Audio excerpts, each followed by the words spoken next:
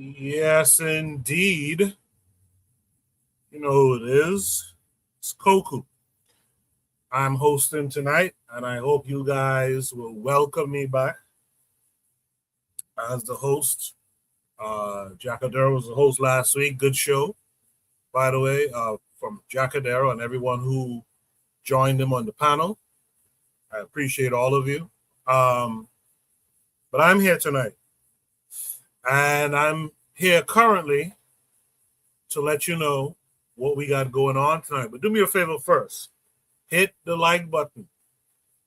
Share the show on social media and tag me in your posts, especially if you're on Twitter or X as it's called now.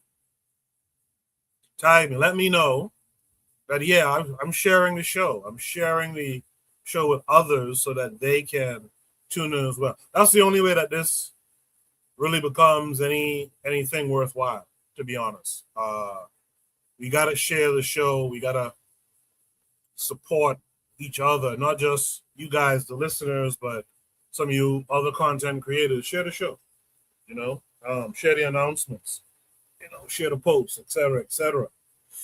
With that said, man, let's get right into it. I'm going to let you know what we have in store for you tonight. We have some good topics, actually, and we have a very good theme, actually, tonight. The theme is who defines us and what must unite us.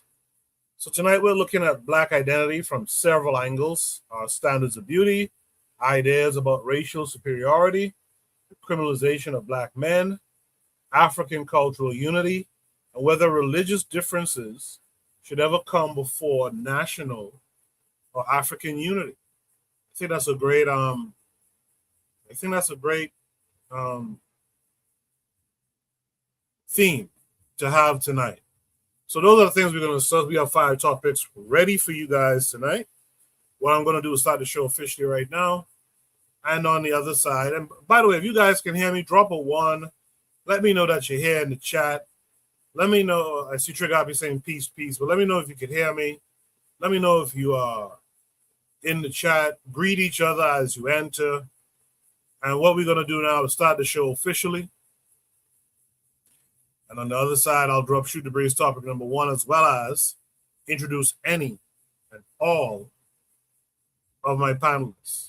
Until then, please stay tuned. And remember, hit the like button, share the show, invite some folks to come and tune in on this good Saturday evening for Saturday Night Shoot the Breeze. Please stay tuned.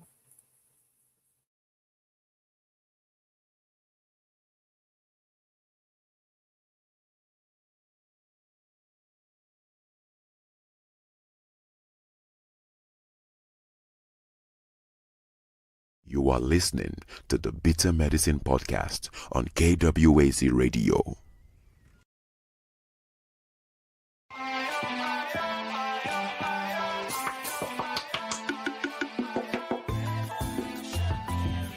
Welcome to the Bitter Medicine Podcast, where it's all about Black empowerment. Our show focuses on Black news and entertainment, arts, science, economics, history, people, and strategies that uplift, empower, and motivate Africans within the diaspora. And now your host, whose favorite color is black, Goku.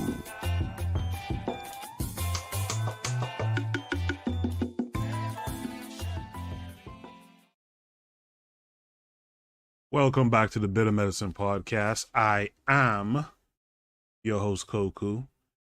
Just want to remind you guys before we get the show rolling that this show is part of a podcast network called KWAZ Radio.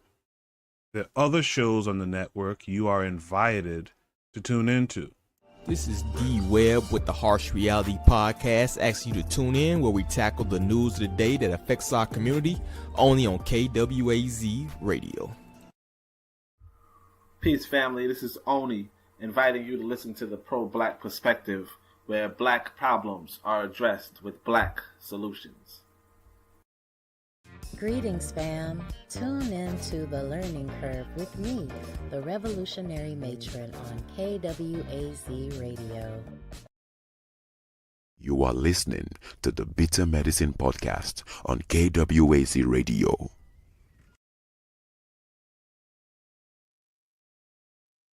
Yeah, so once again, I need to know from the chat, could I be heard? Can I be heard at this time? It seems like I'm coming through.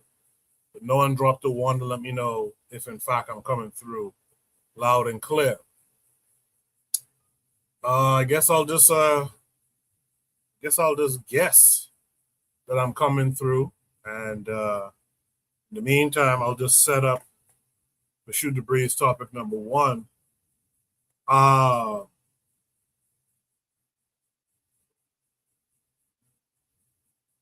Okay, so I think my chat isn't working well, but I think I see a Zuliism type one. So I appreciate that. With it said, I'm going to drop Shoot the Breeze topic number one now. But before I do that, I want to say also check out Brother Bakari. Make sure to subscribe to his channel. I know he hasn't done a live in a minute, but I'm sure he'll be back soon. So check out Bakari. Check out Consider Cheek. She's been posting at some interesting hours, but she's back on the continent. She relocated. She repatriated to the continent. So check her out. Yeah, thanks for the ones, Trigger Happy and the Zuli. So check her out. She's talking about her experiences back on the continent a lot.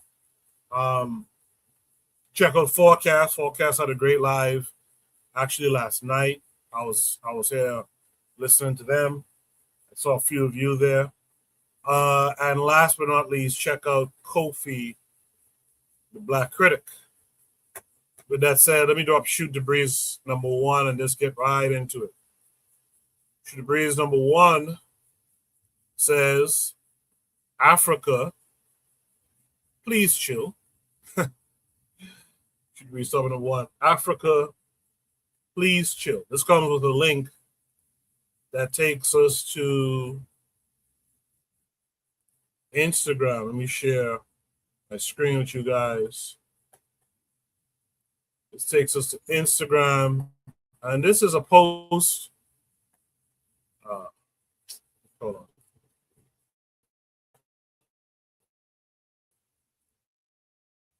In Mills. But I think it's an important post all the same. Some of you might have seen it. If you saw it yourself, drop a one in the chat for me if you've seen this one before. But we'll watch it and then we'll discuss it. This is one of the cute glueless wigs that we have for babies.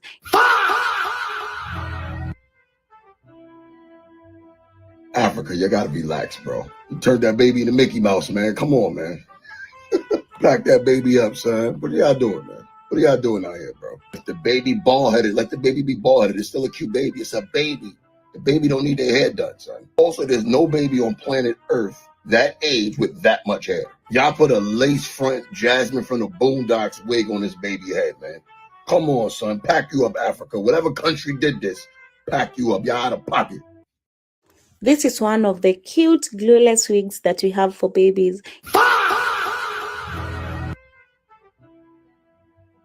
Africa, you gotta relax, bro. You turned that baby into Mickey Mouse, man. Come on, man.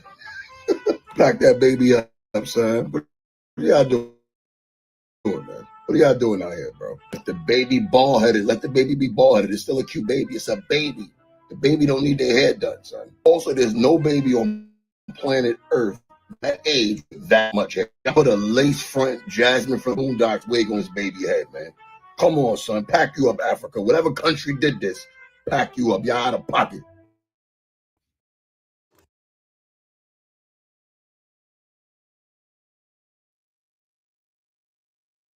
I thought that was hilarious and sad at the same time. Why are we doing this? Why are we doing this? Let me just read some of the comments under the video. Malik Musai says the baby ain't thinking about trying to impress anyone. So what's up with the mom? Pack mom's up. Diamond says made the baby look like a real live reborn doll. Marks my barber said pack that baby up. Miss Campbell Teach says don't pack the baby up though, with a laughing emoji. Someone else here says this is why Tuskegee University has a dress code, right? With laughing emojis and so forth and so on. The comments go, but it's a wild thing to do. So that clip shows wigs being marketed for babies. Why? It's funny on one hand, but there's a much bigger discussion about beauty, culture, and what we teach children. I guess the main question that we should ask for this prompt is putting wigs and other adult beauty standards on babies harmless fun? Or are we teaching Black children that their natural appearance needs improvement before they can even understand beauty? I wish there were some folks to come up with Zuli, you in the chat. Come on up if you got time, and let's break this one down. But in the meantime, in the chat, Trigger Happy says, are wigs fine if they fit the hair texture and hairstyles of the people, or does this have more to do with aging the baby by putting a wig on the child? So I think,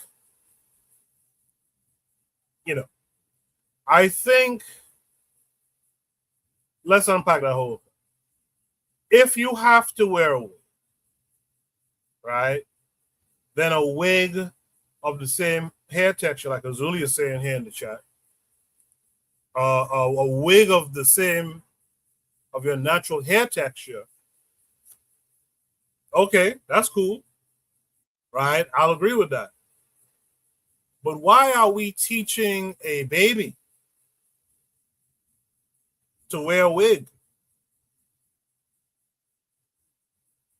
We are not even allowing these children to grow up and embrace their beauty standard before we start indoctrinating them with this idea that you have to cut, like Will Mills said, if it's a bald head baby, it's a fucking bald head baby. The baby's cute anyway. Look at the little baby. The baby's cute anyway. But and the idea that you're selling this, the profit for this whole thing is just insane. Let this kid grow up, find her way. You teach them to embrace their natural hair. You ain't got to cover your hair with a wig. I remember a long time ago, we had this discussion on Shoot the Breeze where some people were saying, well, women tend to have alopecia, and so, you can't judge them for what. Well, this is not a grown woman. What's the comment now? What's the comment now?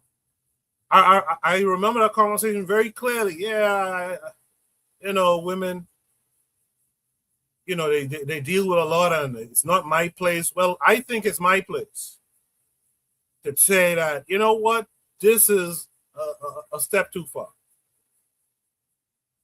This is a step too far.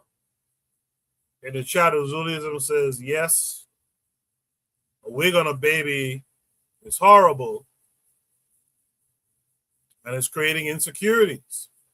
Or it's about capitalism, making money. Well, that's the other part of the heinous act here. The other part of the heinous act is you're capitalizing off of this nonsense when you're going to be creating a certain mindset in this young child. If this continues, you're going to be creating a certain mindset. Because here's the thing about kids too, right? Kids really be learning while you're not teaching them. Kids are still learning. And so what is this kid going to be learning? This kid is going to be, if you're not careful, this kid in a year will be crying when you don't put that wig on her head.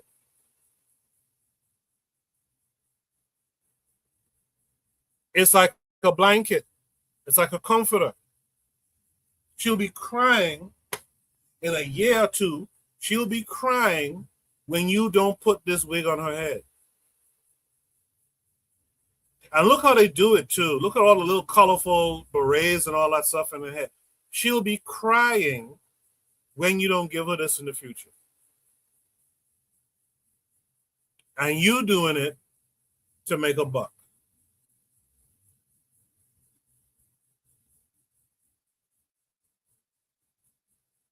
You're doing it to make a buck. In the chat, Trigger Happy says, yeah, let them deal with the hair anyways, as opposed to hiding their hair early on. A wig should be more of an option after dealing with your own hair. Absolutely. Zuliism says, and from the chat, baby will get alopecia by the time she's 3. Right? Now, that reminds me, there's a black woman, I want to say she's a African-American woman. She's been going on and letting black women know and telling them about themselves, essentially, about wearing their natural hair. And she had an interesting video. I'm surprised I didn't put it up.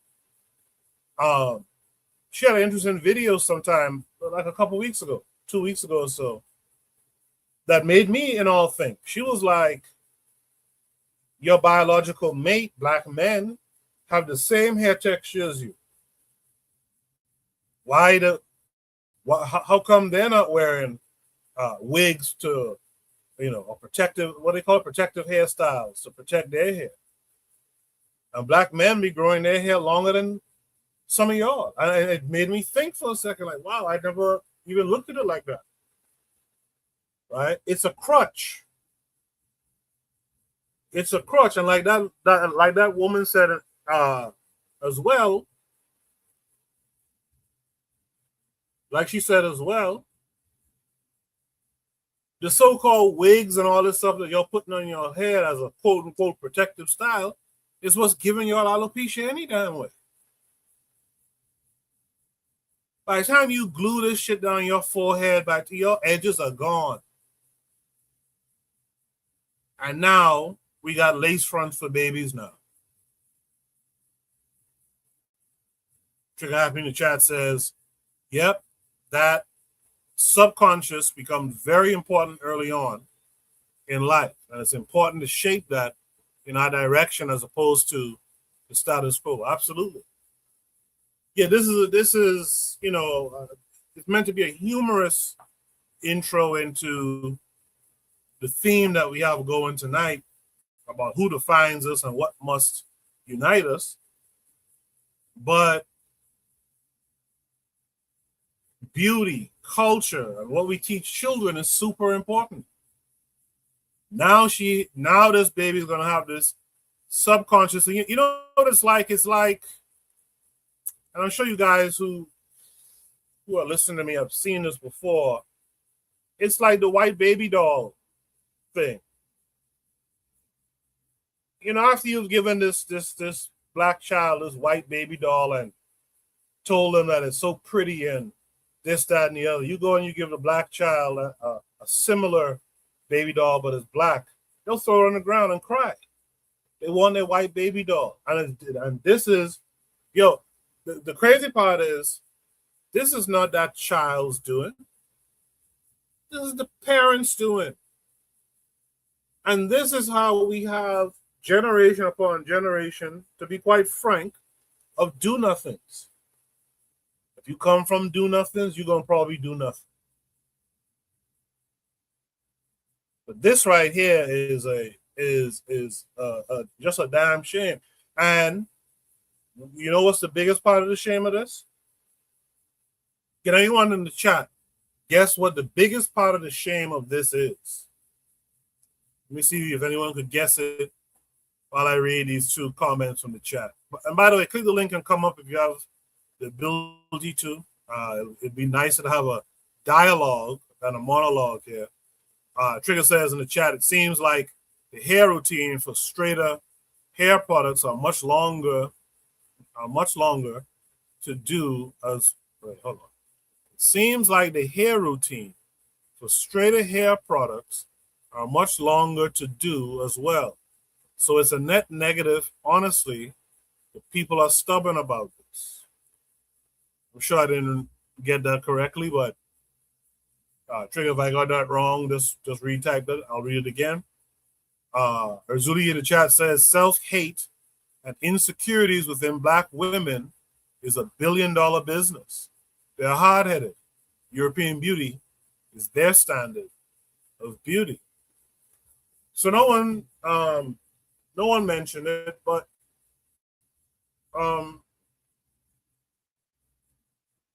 the biggest issue with this, as Will Mills points out, is this is happening, of all places, in Africa. I'm not giving anyone a pass here. But I would more get that for folks who are closer to the belly of the beast. But y'all on the continent pushing this. In the chat, Cheryl says, Asians got Black hair care and beauty on lock. And what's crazy is, I'll be real honest with y'all, and y'all tell me if I'm wrong. I live in New York City. Erzuli is in my neck of the woods too. I've never seen Asians advertise. To my memory and knowledge, if I have, it's rare. I haven't really seen Asians advertising hair care products.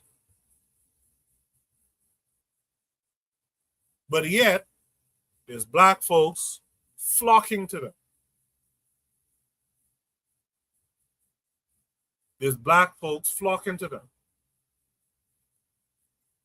In the chat, Brother Bakari says he'll be up soon. Sister Cheryl says, sorry to say, majority of females will not strictly stop the weaves. Who was it? Who was the leadership on the continent that was attempting to ban weave? I'm sure Trigger will remember. It was a woman too, was attempting to ban weaves, and they almost had a damn coup to get her up out of there. So while we're on this topic, let me ask you guys a serious question. I remember asking this question before on Shoot the Breeze some years back, and some guys said, well, it don't really matter to me. Hair doesn't matter to me, which is wild. But how do we stop this? If it's come to the point now that you are putting wigs on children. Now this wig is, I guess, kind of like what her own hair would be, I guess. You know, based on what you guys are saying, especially in the chat. But this idea of wigs and weaves and all that stuff, when does it end? How do we get past this? Period. I'd like to read some of your comments on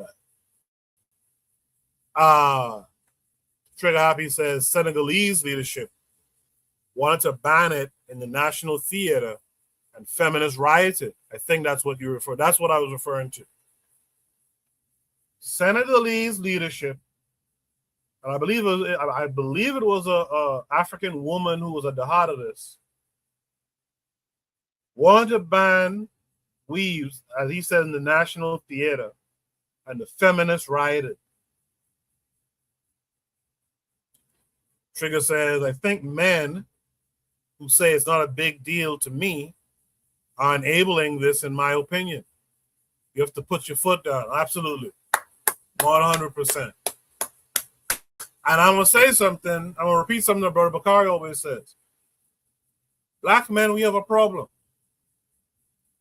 Because we got too much men who are light on some of the serious things going on in our community. And that's really what it is. Too light because we don't take it too serious. Even amongst conscious brethren, they'll say, it don't really matter to me that a black women or black women in large amounts are wearing the hair of our enemy's woman. Who's our enemy too, by the way. Mr. Cheryl says we need propaganda demonizing dog hair. That's the only way I see it maybe working. Man, I think we've been talking about this for so long now, and it still isn't working. I remember when some Asians in New York City beat up some women in a weave store. No, actually, I'm lying. I think it might have been Texas. Some Asian dudes beat up some women in a weave store, beat them with sticks, and the next day, some big, strong black man went down there to regulate, and there was women standing up on the line arguing with these black men. Arguing. What you think happens to those black men who go down there to regulate, get met with hostility, obviously from the Asians, but also from their women, and then turn around and talk to some black men who are going to tell you, well, I don't think it's that big of a deal. See, we got to understand this thing called consciousness, called, whether you like that term or not. But this idea that people are trying to unite through a shared consciousness,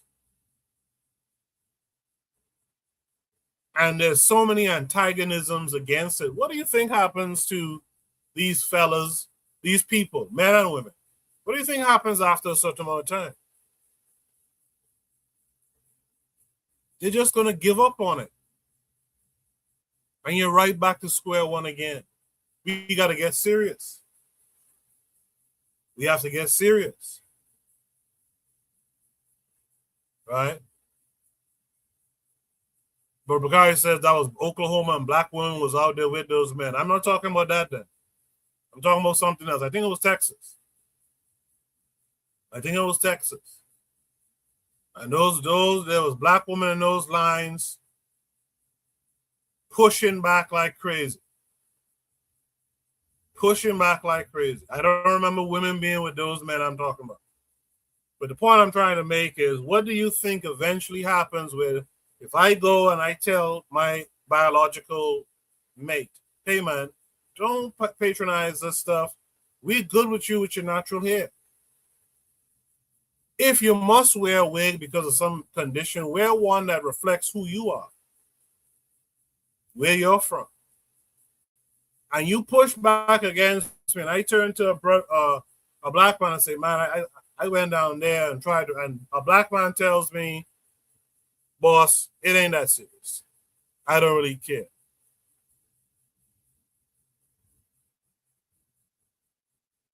What is that person going to eventually do? They're just going to give up. In the chat, Trigger Happy says, my solution has always been for African leadership to completely ban it. Straight hair products and bleaching products completely, and push our own image of our hair. He goes on to say, yeah, they will say the natural hair carnival is low-hanging fruit and is not as important as other issues. I think that's a cop-out. People do that with interracial dating too. Yeah, there's a number of things that we don't find a big deal. This thing on the screen right now, this first Should We topic, this should be a big deal. There should be an outrage about it. Why are you putting a wig on a baby? I mean, goddamn, why are you putting a wig on a baby? All right, Sister Cheryl in the chat says, look at what it took for black women to stop going to nail salons. And she says, and many still going. You know, I be looking in some of them when I'm walking, and it seems to me that there's less black women than before. I'll give them that. But there's still one or two in them in them shops. And you know, and here's my thing too. Just as a side note, I've been saying this for a long time. I've been saying this for a long time. We have a lot of issues, but we don't have so many issues that we can address each of the issues. We got to address these issues. This issue on the screen is not as small as that baby is. What you're setting up in that child is a dependence on wearing these wigs that could be a lifelong dependence. We can have sympathy for people with medical conditions. And like I said, and Sister Cheryl agrees, if you have a medical condition, yeah, you can wear a wig, wear an Afro wig. Right? But there's no issue too big, no issue too small to not care about. Trigger Happy says those who are conscious basically have the dilemma of trying to keep their sanity while trying to get as many of their people to stop being insane. Sometimes preservation becomes a solution. Man, Trigger, you are preaching. You are preaching. And that's the problem that we're having. By the time you, I, Bakari, Sister Cheryl, Zuli, by the time we talk about this and get beat down from the naysayers and the contrarians, eventually, you know what you start to say? You start to say, oh man, let me just focus on me and my own family. Let me just focus on me and my family. Before I introduce my panelists who's joined me, Sister Cheryl says something very interesting. She says, I hate to say this, but a man cannot push this message. It absolutely has to be a woman, because women will just say you're trying to take their independence. And that's not from me. That's from a black sister, a mother, a wife who's saying that. And I absolutely agree. That's the dilemma that we also have too in this area and other aspects of relationships. There's certain things that unfortunately men have found themselves having to come forward and speak on, when really the sisterhood should address that. But unfortunately, the sisterhood isn't addressing it, so we got to come out and say something, and it comes across different from a man. It comes across different from a man. I'll read the rest of your comments in a second. Let me, you guys keep commenting. Let me welcome my first panelist. I'll be Brother Bakari. Brother Bakari, how are you?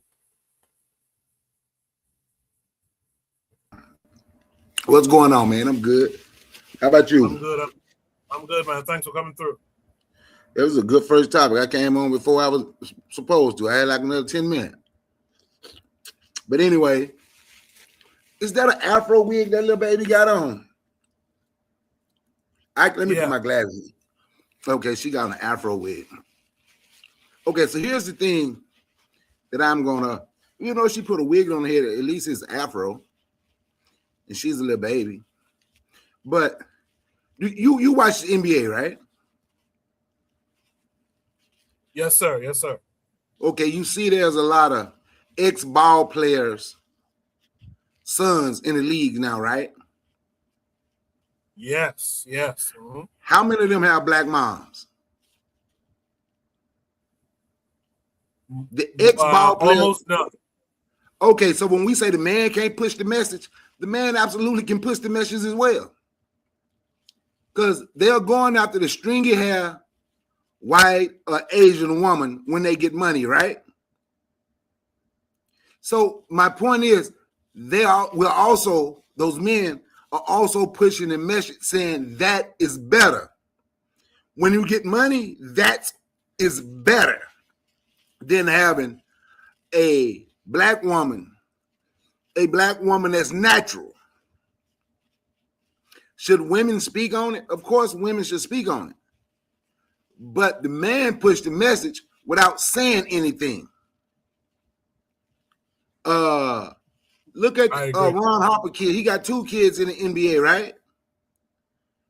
Go look at their mama. Yes, sir. Go look at their mama hair. She's Filipino. Vietnamese. Yeah, look at Michael Thompson. Oh, Vietnamese. Okay. Yeah, I say Vietnamese. She might be Filipino. I don't know. Asian. How about that? Now go look at Klay Thompson. His daddy from the Bahamas. Look at those 2 brothers that was in those 2 that was in the slam dunk contest a couple years ago. They just kept going and going and going. One played for Denver. Zach Levine played with the whatever. Both of them. Yeah. Both of them mulatto. So when we say the man don't play a role in this, my opinion, I always say it's the man and woman role. We can't just let the man off the hook too, because especially the men with money, because they are showing the image that they want, and you see it all the time. Now, I think a woman should talk to a woman about the hair. They would get the message better from a woman than they would get it, than they would take it from the man. Shit, now when you go outside of NBA, shit, man, come around Atlanta area and see how high interracial dating is.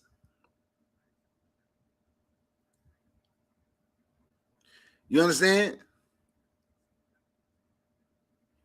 So yes, sir. It's a message that need to be pushed by both the black man and the black woman. You can't just leave it up to either, because if you see this woman and she's looking for somebody, and then you look and what they constantly put on TV, what you constantly put on TV as success, right? Look what these black men is married. Look at the black women they have put on TV as successful. So you understand what I'm saying? So they're getting a message from our men and everything on TV. Then we're not giving the message, and our women are not giving the message. But it is something that needs to be talked about, constantly looking up to someone else's beauty standards, as if we are not beautiful people. I hear the mic. No, good stuff, Bakari. And I agree with you 1,000%, as you probably already know. Like you said, and that was my point. To what Sister Cheryl said in the chat, men need to be talking about it, but unfortunately, it comes across different from a man. A man doesn't going to just get to it. The sisterhood of women need to come together behind it, and they need to talk about it too. That eases the foray into the conversation. You know what I mean? Something else you said I was going to comment on too. But yeah, you're right. All them NBA guys are with white women. And so if you notice the league now, the league is lightening up. The league is lightening up. And it's not a Steph Curry situation, and I don't mean to get off topic, but it's not a Steph Curry situation where Steph's mama was just, his mom and his dad was just light skinned, right? But the league is whitening up, and it's because these guys are choosing this as the beauty standards. So we do as men need to speak on it as well. Let me welcome in my next panelist for tonight. That'll be Sister Cheryl. Sister Cheryl, how are you this week?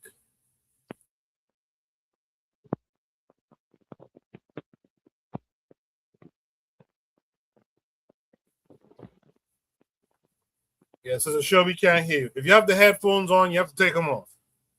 Okay, I took them off. I think the wireless can't. Oh, yeah, there you go. Oh, it's just awful. This connection is just awful. Hold on. You can come back to me. Hold on. I'll come back in. Okay, cool. All right, cool. In the meantime, daily affirmation by Pauline is in the chat saying good evening. So good evening to our sister daily affirmations by Pauline. We also have another panelist who joined us, and that is Azuliism. Azuli, how you been, man? Yo, I'm good. It's been all right. Can you guys hear me? Good. Yes, sir. We got you. Yeah. The thing is about this whole thing we've been complaining for years is that this is the problem. Men will bypass that. It's insignificant to men. The hair is just a little insignificant to focus on if we're gonna get the woman. So if we're gonna get the woman and just a little inconvenience is just the hair, we could let that go. Because in our mind, not my mind, but in men, a lot of black men's mind, that's just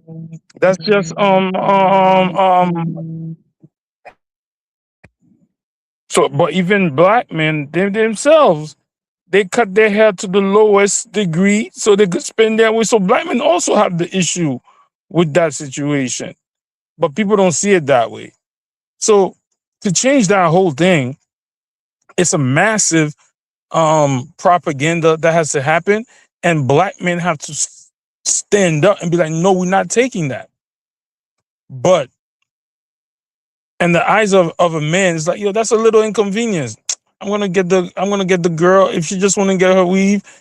Boom. And a lot of us brothers, black men, we don't understand the significance of rocking of a woman rocking the natural hair. And a lot of brothers have been governed and taught by their mothers who wear that wig since they were kids. So this is passed on because in most of our family union, it's a matriarchy. So the woman is ruling. So to a man's like, I would prefer my daughter not to wear a wig. I would prefer my wife not to wear a wig. But hey, man, for the sake of peace, I'm gonna let that rock. So that little girl with that, the only thing I agree with is that at least it was not a buzz down. It was a thing, but that could help the little girl. Like that's not only the what is it called? The silver lining, the thing, because it wasn't a 6 week, it wasn't a straight wig, but. To be honest, like I think one of the brothers said on the chat, I'm tired of that, man. I'm tired of telling sisters to rock their own hair, to be natural. Like, I'm tired of that, bro. If you don't, I cannot, if you can't see that you need to, that's a form of self-hate. I'm not sure. This is crazy. And also, in the society we in, black men are not running the propaganda machine to do that for them. Even when we look at the movie, there's a movie that came out, The Odyssey, where Lupita Nyong'o is in there. She didn't get the afro or the locks. They gave her some wavy type of wig. So unless we control the propaganda machine to turn this way around, the majority of sisters are not rocking with that. And even the sisters that have the natural hair, they tell you, or sometimes I choose to do that. I don't have to wear it 24/7. It's easier to manage. So I don't know, man. That's all I have to say for now.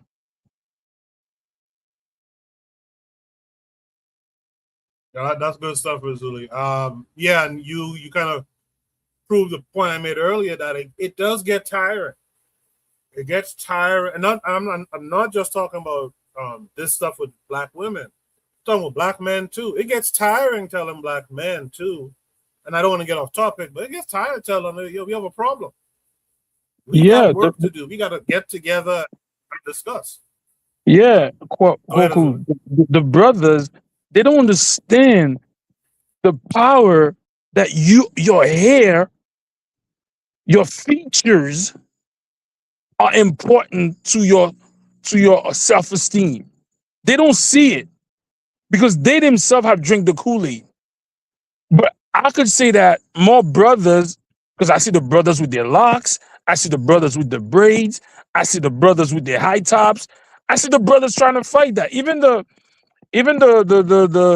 two kids that Brother Bakari mentioned, those two basketball players, even though their mother they rocking their big afros on the court.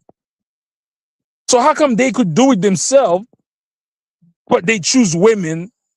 Like, but I can't say it's the majority. Even the sisters, even like LeBron James' wife, I believe under that those wig and perm she wears, she has a natural hair, but she doesn't wear them out.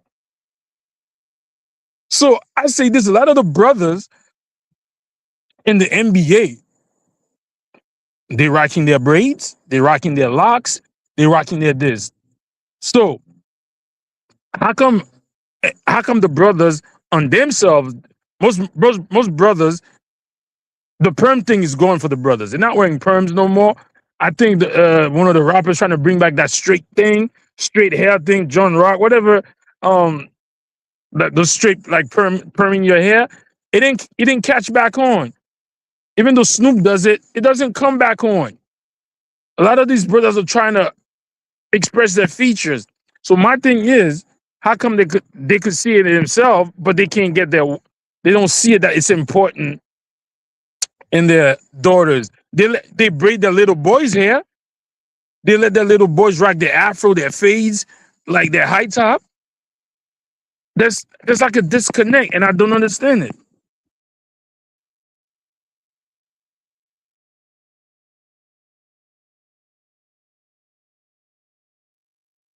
Something else you said earlier, Zuli, I'll just echo here before I read some comments and then get back to Sister Cheryl. A lot of the problem with black men, I notice, and this includes black men in the conscious space, and there's one guy I could point out as an example to prove it. A lot of black men don't have sexual discipline. And so before we go and really put our foot down with some of the things when it comes to black women, we worrying about our sexual access. And so that's one thing that we got to work on as black men. We got to come together as black men and talk about this shit and work this out. We got to get off of this. But I ain't gonna say nothing too much to the sisters. You know what I mean? Because I ain't want to mess up my little chances. We got to get off of that shit too. Go ahead and then I got comments. I could say this. Go I ahead. could say this.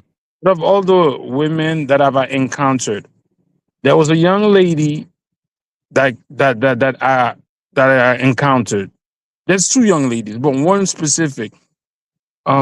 She was the daughter of my mother's friend. I saw her one time, and she didn't have a wig. She just had a perm. Yeah, and I spoke to her at the time. I had my significant other, so there wasn't anything like sexual or anything that I wanted towards her. So I had a conversation with the little sister. She was young at the time. I said, "Yo, why you perming your hair?" She goes, "Oh, because I like it." The whole, she gave me the whole thing that black women tells you when, why do you perm your hair? And then I said, "Yo, you ever seen a Caucasian lady or Asian lady with an afro? So how come you always gotta imitate them, but they never imitate you?" And by the grace of the heavens, I don't understand. Maybe a month or 2 months after, that young sister had cut her hair and started growing her natural hair. I mean, that's, so I could say there's some listen, but it's a very few. And also, I'm gonna say this also, Koku. We live in a microwave society. A microwave society asks for that type of hair. Because another thing, my niece one time told me to help her untangle her hair. And when I look at the whole thing she has to do to get her hair, quote unquote, prepared, it's a lot of time you have to put in to the black person's hair. Even though boys don't do it, a boy will just put his hair in a bun and keep it moving. But because the women are so scrutinized with their beauty, and they don't see their beauty and the way God created, they see only beauty in what men create. It's gonna be hard. I don't know if I translated, if I said that the way I wanted to say it, but this subject, yeah, I'm sorry. Right now, the Asian, I'm kind of tired of it. The sisters don't listen. Even when you're trying to tell the brothers, they don't listen because they're just trying to get what's between the street. Oh, that whatever, man. I don't care. So it's hard, man. Appreciate that. It was Let's really say real something quick right in the quick. chat. I'm sorry. Go ahead. I just want to say I agree when Zuli said about when he said something to that young lady and 2 months later she was changing her hair. Sometimes I think it's the way you said it. Azuli wasn't criticizing her with nothing. He just made something. He made her. But the way he said it, sometimes it's the way you say it. He didn't try to shame her, is what I mean. So the way he said it, it probably like, you know what, made her go in there and do that. So that was a good thing that he said it the way And he you said know, it. too, brother Bakari, I think I got her early too. Before I think sometimes you have to get the person early before, because her mother had I had to catch her before maybe that was instilled in her too. I don't know, but for the grace of the universe, oh God, she listened. And the next time I saw her on Facebook, and she had her hair grew way more when she permed it. So, and I asked her I said, "Oh, I see you changed," and she told me, "Well, when I went back and thought about it, what you told me was true," and that was for the first time I heard that. And she was at the time, maybe I was in my late 20s, probably, and she was maybe in her late teens or early 20s. Maybe I was 30 and she was in the late teens, which is 19 or 20 or something like that.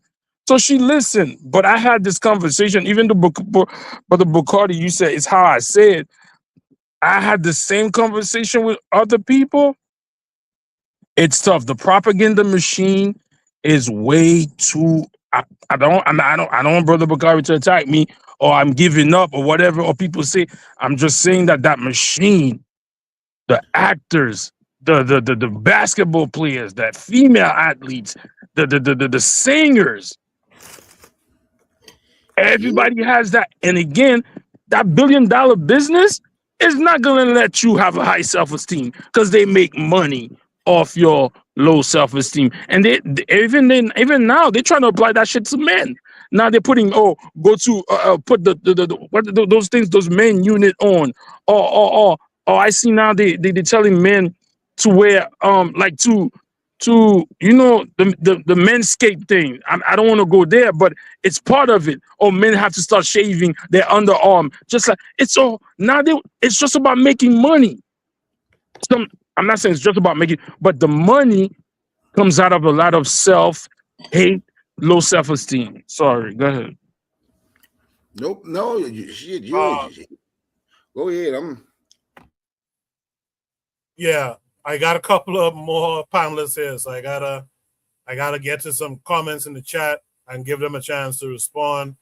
Trigger in the chat says, "I know for a fact too. I don't think black women would accept a day of black men wearing fake hair. They likely would shut that down. So men have to shut that down by the selection of women they take." Who was it again? Someone else. Trigger says, "Yeah, that imagery is so important. The optics is so important. Our highest have to keep a standard of imagery, which keeps the community standard in implicit ways." Shout out to Sister Raw in the chat saying greetings to me and the panelists and everyone in the chat. Last thing, Trigger says, the choice of men and women are very important in shaping the community. He says this issue is probably the one area where you will see women weaponize body politics too. Like for many black women, black men talking on it is them being controlling of their bodies. With that said, Sister Cheryl is back. Sister Cheryl, what say you to what you've been hearing? Yeah, can I be heard? Yes, ma'am. Can Yes, I be ma'am. heard? Can you hear me good? Hello? Yeah, we can hear you. We can hear you. You can speak. Okay, sorry. All right. Yeah, I just wanted to get back to what Trigger Happy was saying about black men or black women believing that black men are trying to control their bodies.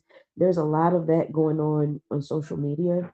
Like right now, it's like you can't even, if you're a man, you can't say nothing surrounding beauty and hair and everything like that, because then it becomes, oh well, you want me to do this, you want me to do, and then if a lot of sisters now, they're like, okay, well, if I do my natural hair and I wear it in a short, afro, y'all not gonna like it. So y'all don't really like natural.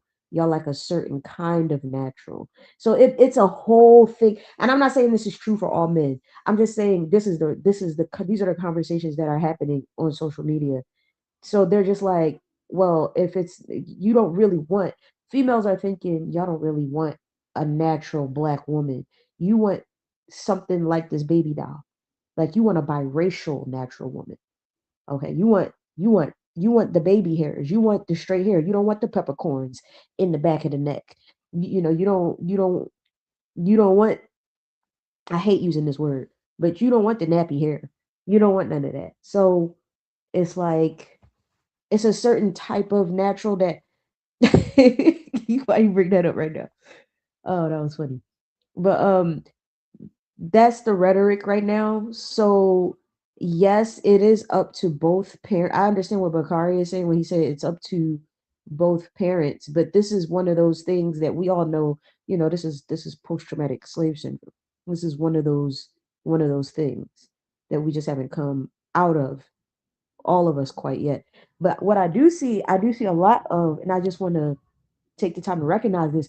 You do see a lot of black women, and I live down south. You do see a lot of black women that are making the change to locks, and that's great. Like, I just want to give a shout out to that, because that's amazing. I love to see black women with locks. It's great. um but then there's so many levels to this, because then if they have locks, then it has to it has to be neat. And I really want to, like, just touch on this with the natural hair movement for a lot of people, because when people say natural hair, majority of people, they're saying, okay, you can have your hair natural, but it can't be one hair out of place. That's black people. Those are the standards that we're putting on ourselves. All right. And it's because of respectability politics. When you go into a workplace, when you go into church, when you go outside in public, your hair, we think our hair has to be neat. And because neat equals proper, and proper equals respectable. So I'll give you a personal example, because in my family, I always get this myself, and actually my entire family, myself, my son, and my husband, we all have locks.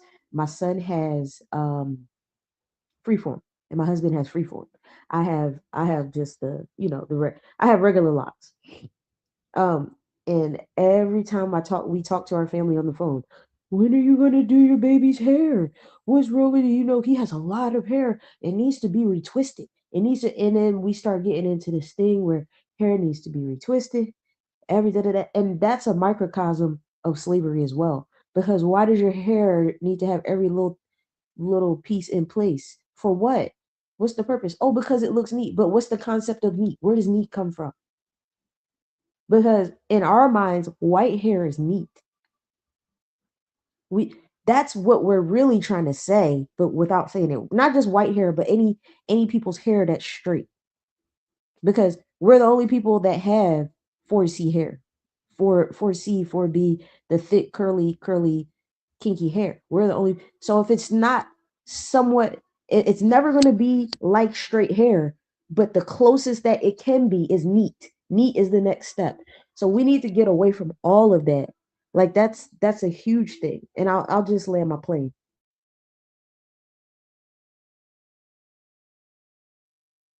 Much appreciated, Sister Cheryl. Well, we're gonna welcome a guy we haven't seen since long ago. Buana, welcome back to the show, man. How you been? Coco, can you hear me? Yes, sir.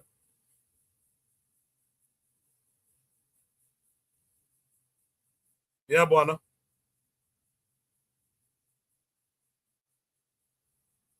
All right, look like Buana may have some technical difficulty going on. Real Black Gentleman, you could come back on up. I had to get to the other panelist who was up here first. So you, by all means, can come back up. Black Seals in the chat. I'm sorry. Yeah, just give me 1 second. Just give me 1 second. Black Seals in the chat. He says they never have a problem when a white man wants them to wear their natural hair, though. I think he's saying that in response to Sister Cheryl. Sister Raw says we call them with kind of locks, styly locks. I think she's talking about the not freeform locks. Trigger Happy says black hair mimics the signals of nature. Black hair mimics the signals of nature. The best, which says a lot. I think of free forms the same way you see a lot of different styles of free form. He also says, welcome back, Buana. With that said, Brother Bakari, go ahead. I'm sorry.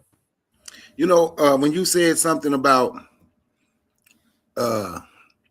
men don't say some stuff about because of which we're not disciplined sexually. We don't say things because of the things that we want. And then I noticed I've heard men say in Azuli touched on it tonight, like the way we cut our hair, losing our strength. I'm gonna tell you something. I'm one of those brothers. I'm gonna be honest with you who cut their hair. Like I want the docs now, but I remember when I was stationed in Korea, Camp Stanley, my homeboy cut my hair and messed it up and I had to shave it off, right? And some women told me my hair looked good bald. Man, I ain't letting no damn hair grow on my head since. Then when I wanted hair to grow my locks, because I felt I needed hair, now my hair can't grow. And you know, I'm bald because I've been shaving it so long. Now it can't grow. So I'm like, damn. I said, Koku and the Zuli is talking about me. Because I did. I ain't gonna lie, I did. Them women say you look good, bald. Like shit, they don't need me letting my hair grow. And that's what happened. But Wanda, before you just come back up here and go to talking, man, you got to give an explanation why you've been gone.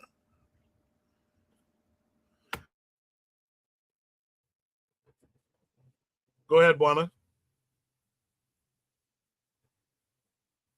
Look like Buana's having some technical difficulties, man. Buana, if you're on headphones, if you're on wireless headphones,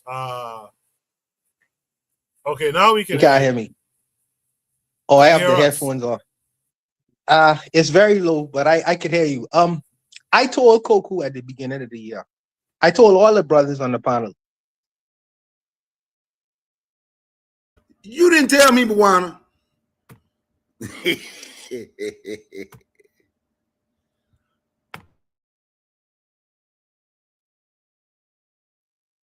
Yeah, Buana's having some technical difficulties. If you're wearing you can't hear me. Buana, you're going in and out. You're going in and out. If you're wearing, I can hear you. It's like you're going in and out. Are you wearing headphones? I actually take the headphones off. Let me put it back on. Let me put it back on. We can hear you now. Don't put them on. We can hear you.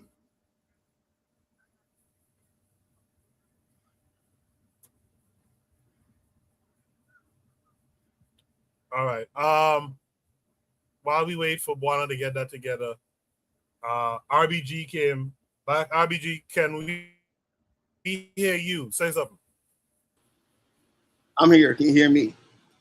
I'm here. Can you hear me? Can you hear me? Yes. No one can hear me.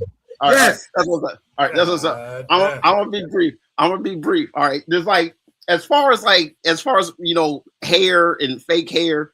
I mean, I think I'll just break it down into like a couple categories, right? From the worst to what's really going on. I mean, historically, Black people do weave in fibers and stuff in their hair. Okay, this is just historical fact.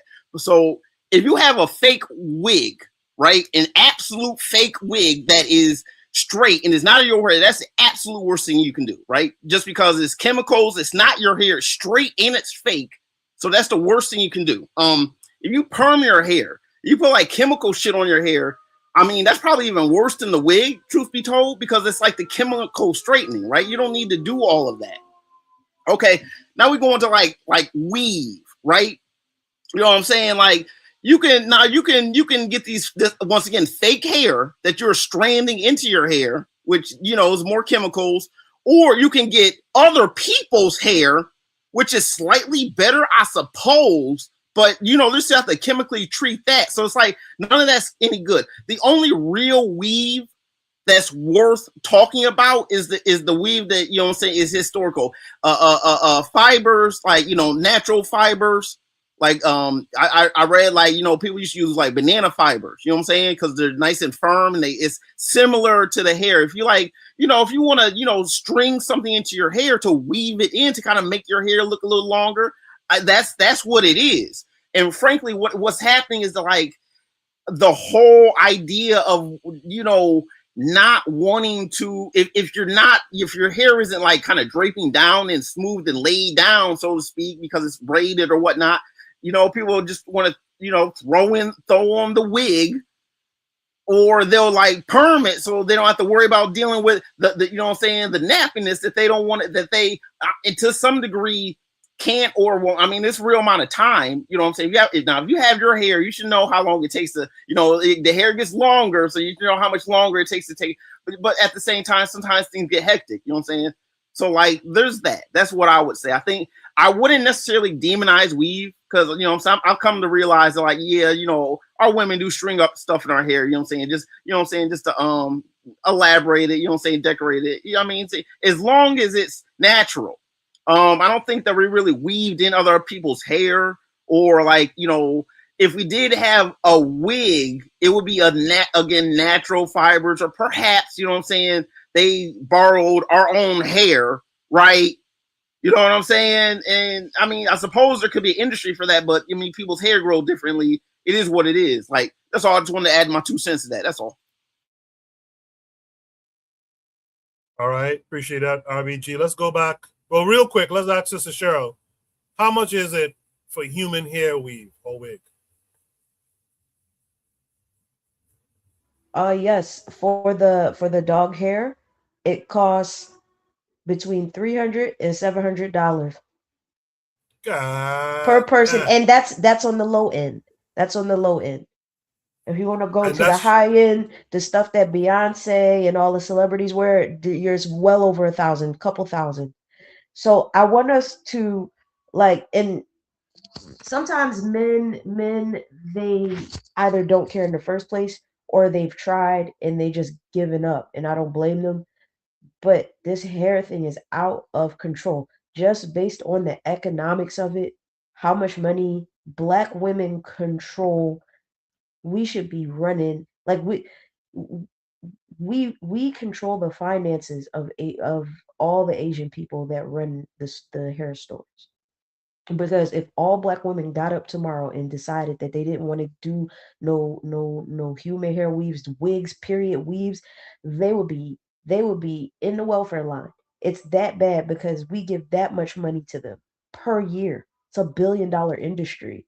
So it's more than just about like, how you feel about your independence. This is economics. That's billions of dollars that could be going back into Black businesses. But we don't think that way because um we don't have race consciousness. We don't have racial self-esteem. So that's why it is very important. And I understand, men can say something, but they can't say too much because then it turns into a whole thing. Oh, you're trying to control my body, blah blah blah blah blah blah blah. And even me, like, I even try to talk to women about this, and a lot of them, when they're stuck on it, if a woman cannot leave the house without a weave on, there's a problem. It's a problem. And all of this, oh well, I want to have different styles, this and different styles that. That's bull crap too. That's foolishness. And the only reason I would understand is for convenience.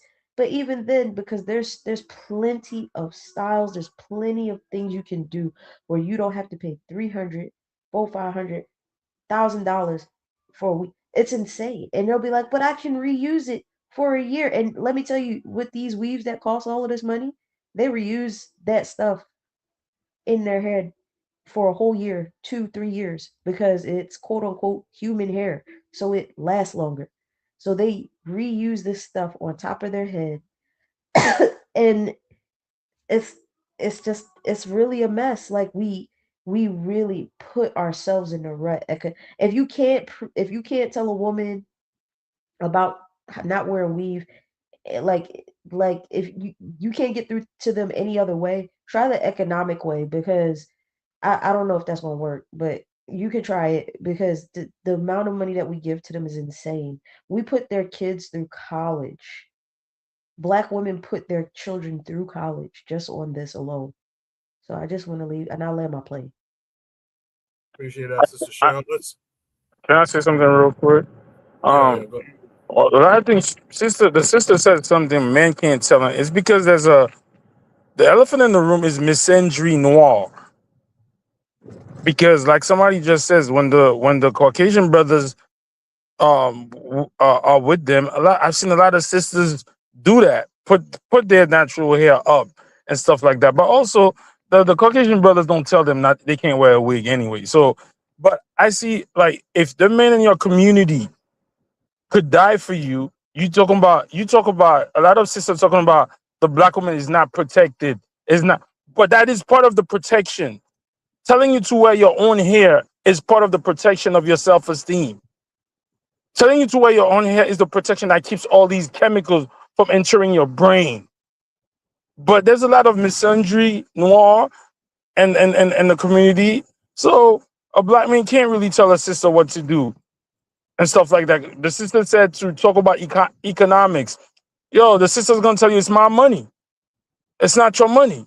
I'm making $200,000 a year. What can you tell a sister that's making $200 a year about not spending $500 on a wig? She's gonna laugh at you. She's gonna laugh at you. But hey, man, I'm just tired of it too. But it is what it is. Let's try Buana again. Buana, you there? Coco, can you hear me? Yes, sir. Yes, sir. Loud and clear. Oh, wonderful, wonderful. Like I was telling Brother Bakari, I told Coco at the beginning of the year that, you know, my cousin was elected as one of the senators in the Bahamas. So, you know, he caught me doing like a lot of footwork. So I've been in Andres. Coco will explain where Andres is. I've been in Exuma. I've been in a lot of the family islands because I've been doing kind of a lot of footwork for him. And then I went to Panama. You know, I spent 2 weeks in like Panama. I tell Coco I was in Panama. At the time I was in Cologne. I would advise, by the way, I would advise all the brothers and sisters, if you all wish, but go to Panama, man. I used to think that to get a lot of the things that I needed, you know, I would have to go to South Florida. Panama have everything. They have everything, you know, and it's a place where would have a lot of history. I shouldn't even be talking about this because it's off subject. So let me stick to the subject. Black women should wear their natural hair, and I believe that for me, Black women are most beautiful when they wear their natural hair. It's not an argument, but like Razuli was saying, they're not gonna listen to you. You know, women want to have their own opinion about how they dress their hair. Usually, this is what the women tell you, because my woman is she wear different kinds. She don't wear wig like white women's wigs, but she's with the rolls and stuff like that. What she'll tell me is that it's easier to manage. That's the bullshit she is telling me. Oh, you know, boy, it's easier to manage, and all that nonsense. So I just left it alone after a while. But for my preference, or brothers like Brother Bakari or Koku or even Azuli, we rather y'all wear y'all natural hair. But for some reason, I don't think y'all dressing for us. I think y'all dressing for the world. Because at the end of the day, I would assume that a woman want to dress for her man. But it seemed to me that she's in a competition. Is like y'all trying to dress for whoever else. I don't know who y'all trying to dress for. But if you ask most Black men, they do not mind a Black woman wearing their natural hair. I don't believe so. I could be wrong, but I don't think so.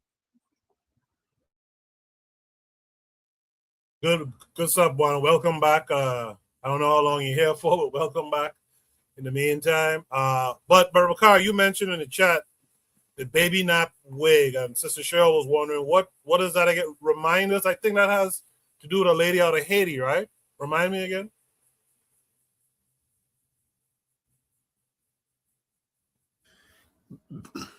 Baby nap wigs. Baby nap wigs. No, where they moved the office to.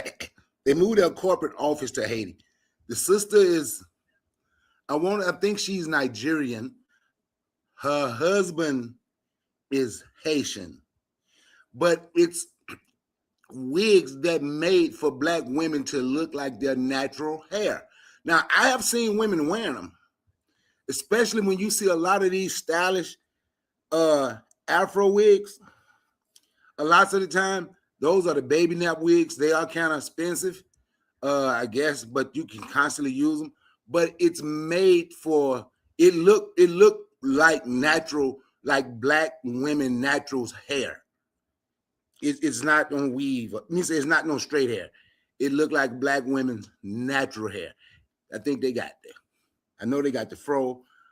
I've looked at them. I'm not sure if they have locks. They have different styles of black women natural hair on a wig, and it's called baby nap wigs.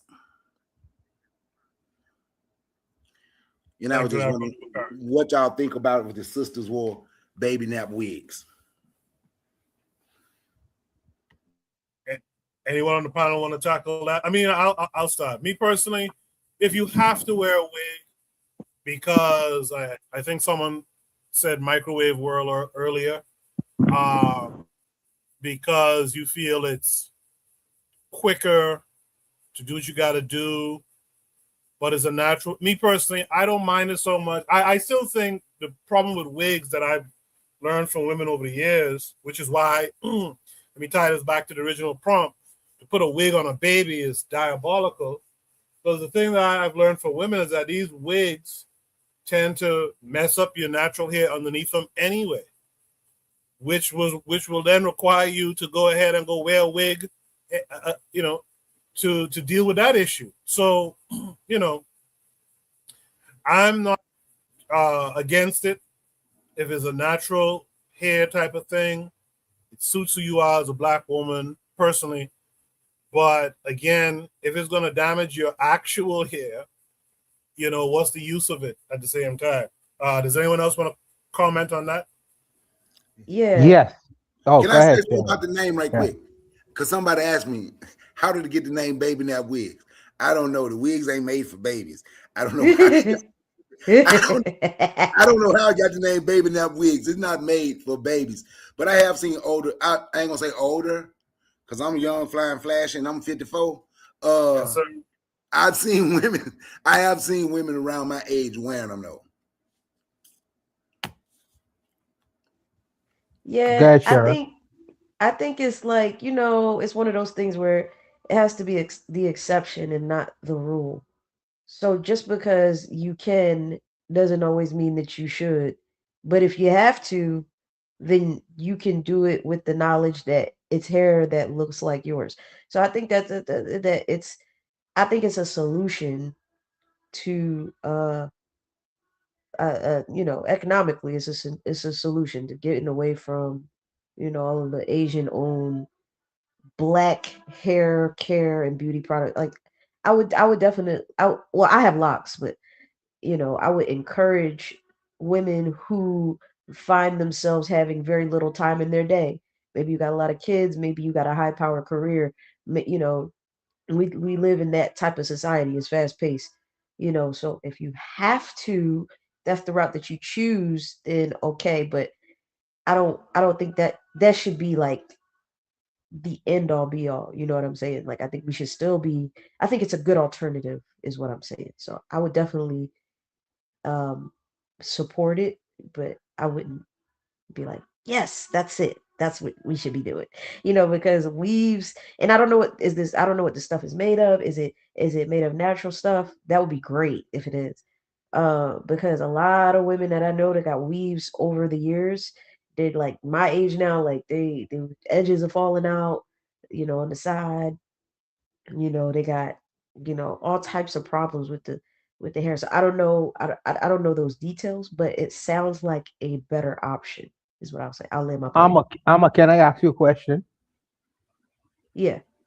Yeah, I've heard that in corporate America are kind of like anti black women's natural hair. I've heard that. I don't know how true that is. In the Bahamas, they have a Yeah. aversion to dreadlocks for some reason. I don't know why, but I want to know if that's true, because maybe that may be one of the reasons why a lot of the sisters don't rock their natural hair, because many of them work for corporate America and they feel like that may work against them in terms of working. I don't know if that's true or not. Well, yeah, I think it is true to an extent because, well, I have a cousin that she's a lawyer, and I've only ever seen her wear like the weaves, like a full on like white woman weave, I never say anything to her because she's a great person, whatever, all of this, all that good stuff.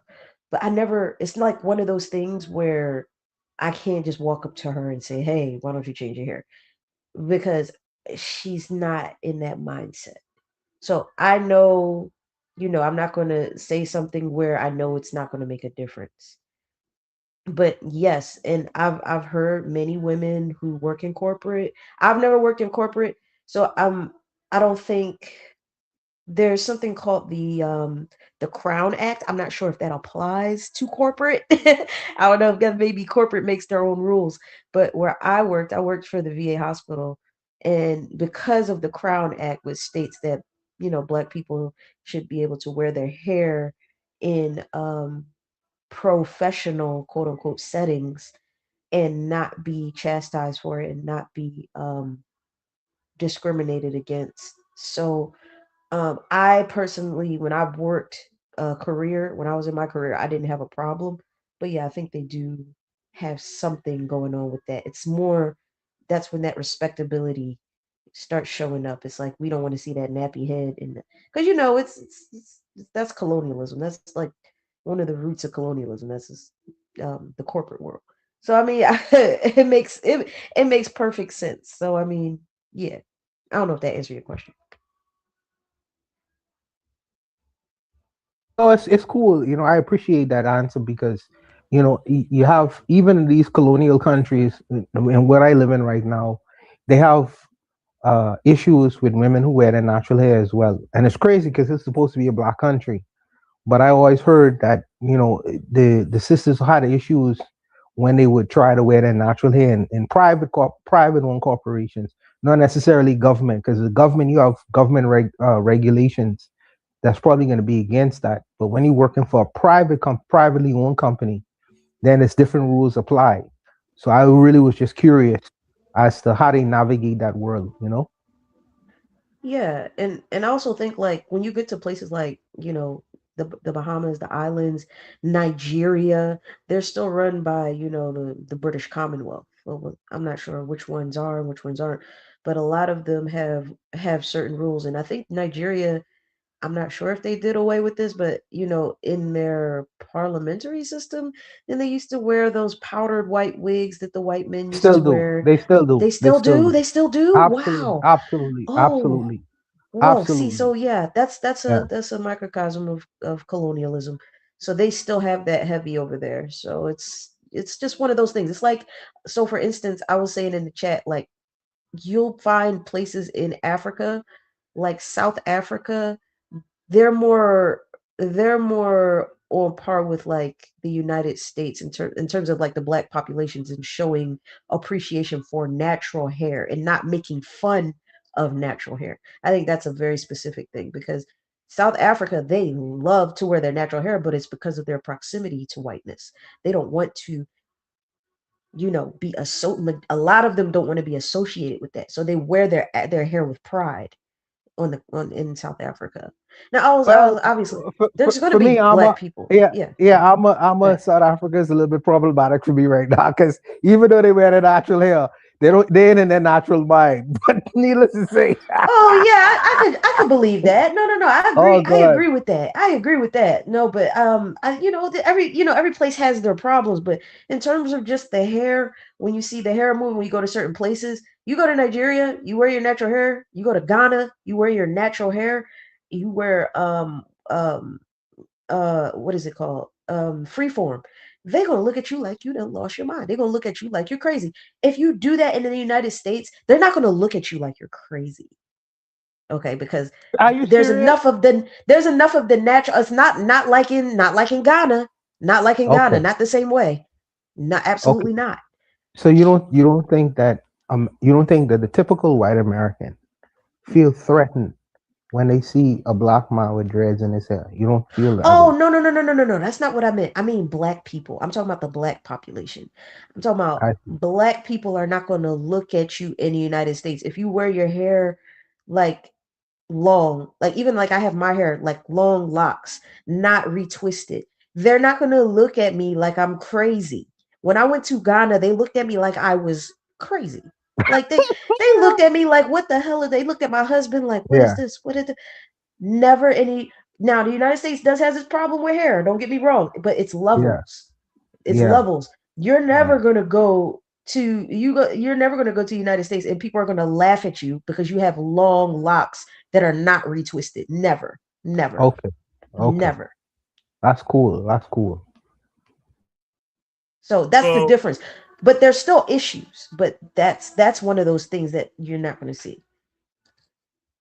so that was a great conversation. I spent about a half hour filibustering at the beginning of the show, and it was only me up here. And we turned that into a really good conversation. By the way, shout out to Black Steel. I think I saw him in the chat earlier. So shout out to him. But I think the idea, the whole point of that first Shoot the Breeze topic was about beauty being taught to our children. So our beauty standards being taught to our children before they could even understand them. And I guess we got to question what other ideas about who is superior or inferior have Black people absorbed without realizing it. So let's go to Shoot the Breeze topic number 2. We're going to talk about a very interesting character that we've talked about before here. Shoot the Breeze topic number 2, Frank Zanu, at it again. Did Black people tell white people they are superior? This comes with a link. Hopefully I can get the right one.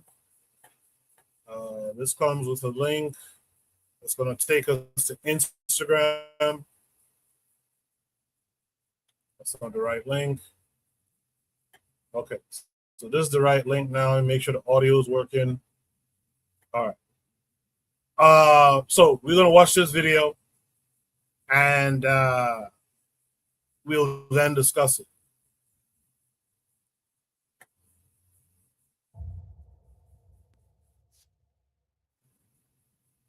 Whites are superior. It is my people who told me, not a white man.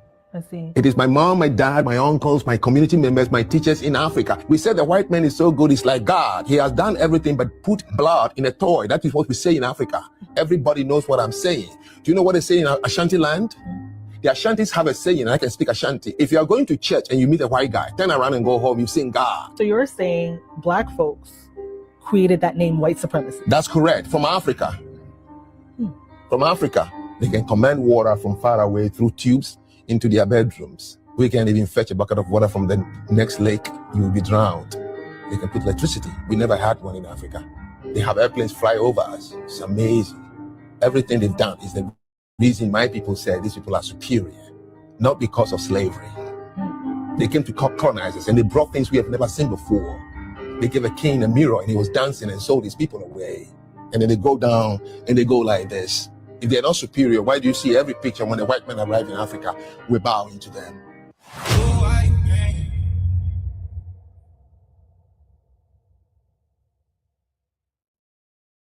Whites are superior. It is my people who told me, not a white man.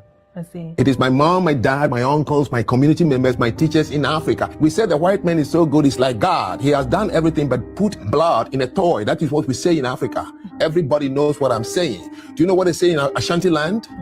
The Ashantis have a saying, and I can speak Ashanti. If you are going to church and you meet a white guy, turn around and go home, you sing God. So you're saying black folks created that name white supremacy? That's correct. From Africa. From Africa. They can command water from far away through tubes into their bedrooms. We can even fetch a bucket of water from the next lake. You will be drowned. They can put electricity. We never had one in Africa. They have airplanes fly over us. It's amazing. Everything they've done is the reason my people say these people are superior, not because of slavery. They came to colonize us and they brought things we have never seen before. They gave a king a mirror and he was dancing and sold his people away. And then they go down and they go like this. If they're not superior, why do you see every picture when a white man arrives in Africa, we're bowing to them?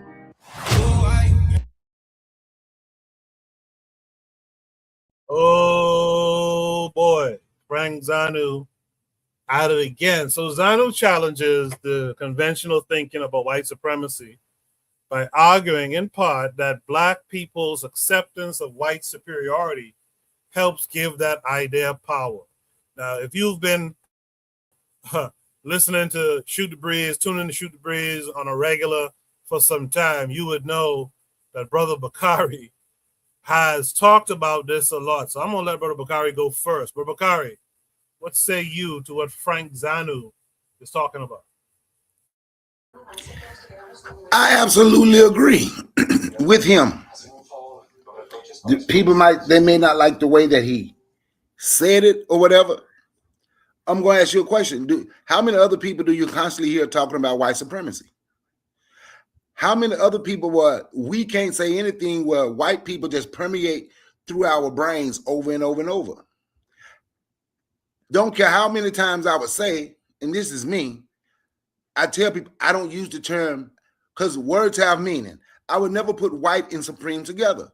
We have made them the supreme people. You have a group of people on social media, on YouTube. They call themselves ADOS. What did their leaders say? Black people constantly say, we need to do it for ourselves. We can't do for self. If we could, we'll do it. We can't. We need white people. And it was about 4,000 people in the chat. You could have seen how they were co-signing it. We can't do that. Black people, we ain't got no money. We don't know how to do it. We don't know how to do it. We follow those people. Then you have the group called FBA. Their leader in a so-called debate told you the white supremacists are the smartest people on earth. Look how many people follow them. Look how many people want to, everything is white supremacy. White supremacy, a white person breathing, that's white supremacy. It has gotten to a point where things that, I know we could do, we act as if we can't do it, as if we need white people permission. How many times have you heard grown black men sit around in conversations and say, man, them white people ain't gonna let you do that? We have become children of the world. And people don't want to, this is why when I hear people talking about, I can't think of the one guy, he's dead now. All he talked about was white supremacy, everything was white supremacy. I can't even think of his damn name. Neely Fuller, right? That's why I told people I didn't follow Neely Fuller. I grew up, and you knew how I grew up, Koku, Bawana, anybody, people that built things. I'm going to be honest with you. I never heard black men who got together and built things, trying to build a community, doing stuff. When they started the damn, we had a black, that was Freedom Village, the black town, when we had the Delta. I never heard white supremacy in my life.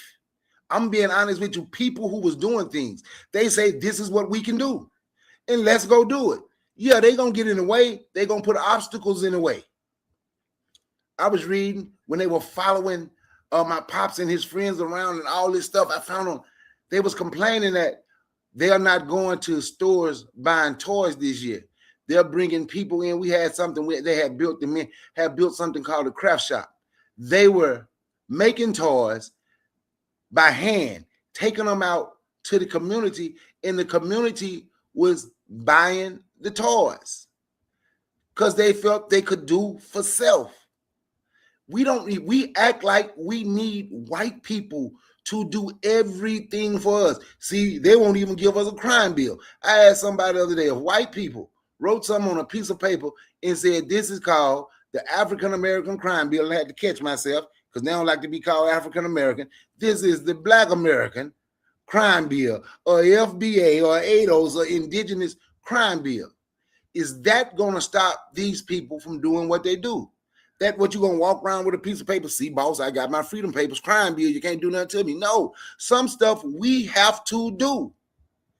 But until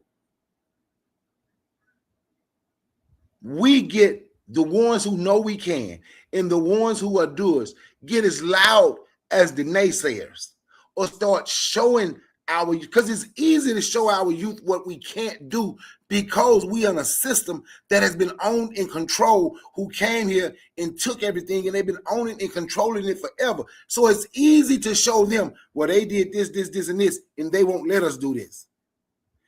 It's harder for us to show what we can do because we ain't doing it. For me, I don't ever disrespect. You know how I feel, Coco. Me and you talk on the phone.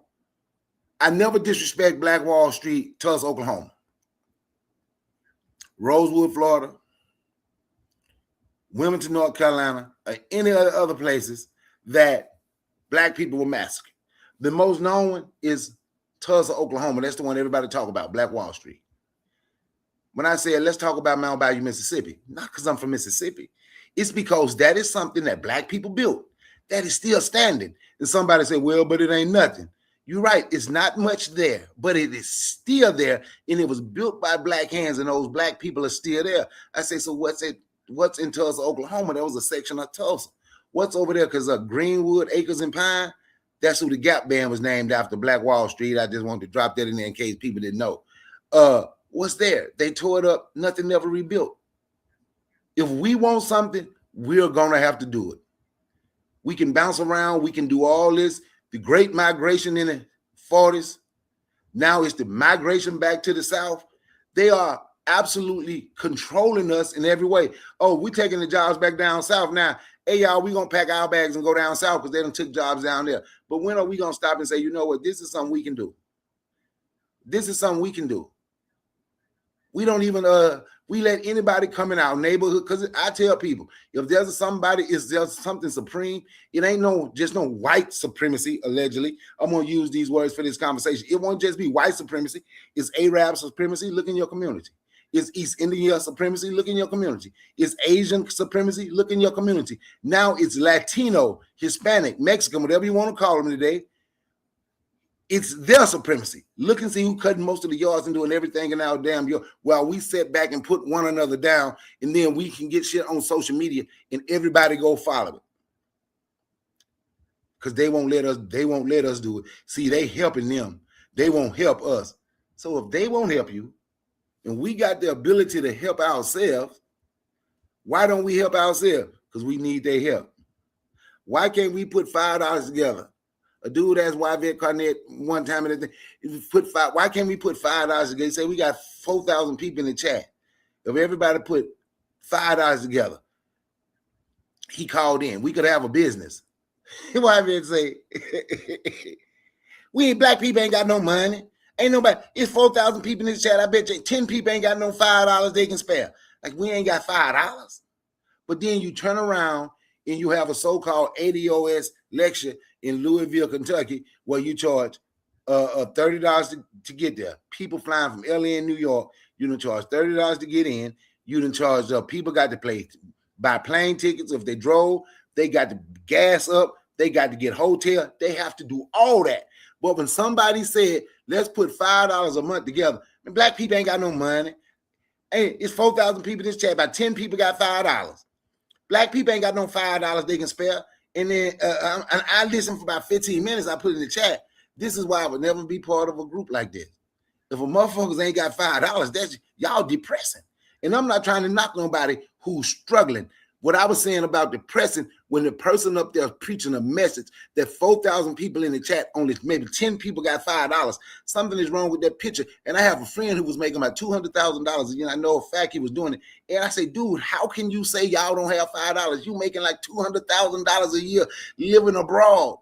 Dude, you don't have an extra $5, $200,000 a year. You ain't got no, yeah, but what she was saying, I'm like, dude, but in our mind, we have made white people superior.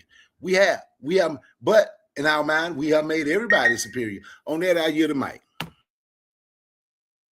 Yes, sir. I knew Bakari was going to bring the heat to start off the topic. When I heard Frank Zanu say the Ashanti thing about if you go to church and you see a white man turn back, you're seeing God, I didn't believe that.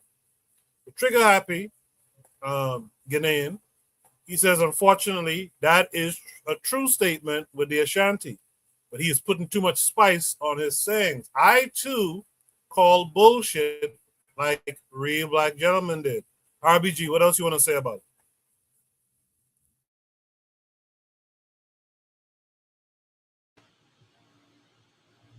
Oh, my bad. Yeah, he's phony. He seems to be, he's pretentious. He seems to be I mean, someone described him as being contrarian. He just is constantly trying to like go against the grain. He's trying to like make it seem like he's pointing out something that maybe someone hasn't really looked at, and it's like really he's trying to put a spin on things. I mean, I wouldn't give him no airplay. I mean, all everything that's going on right now in Africa is contrary to what he's talking about. I don't know what Africa he's talking about, but you know what I'm saying? That's the whole point. Yeah, I'm a pass. I'm a pass. Appreciate that, RBG. In the chat, Sister Cheryl said, he said black people in Africa invented the term white supremacy. Sister Cheryl, what else would you like to add to that? You know what? Because I've heard this guy before, and what he likes to do is he likes to say things, but he doesn't like to get to the root of the problem. Like, he doesn't like to get to the core of the issue. So, for instance, he'll say, Black Americans are lost. They have no culture. And then he won't connect how Africans behave when it comes to religion and white Jesus to African Americans being in proximity to white people, and how that affects what effects that has on the people. He won't make those connections. He'll just say those two things independent of each other.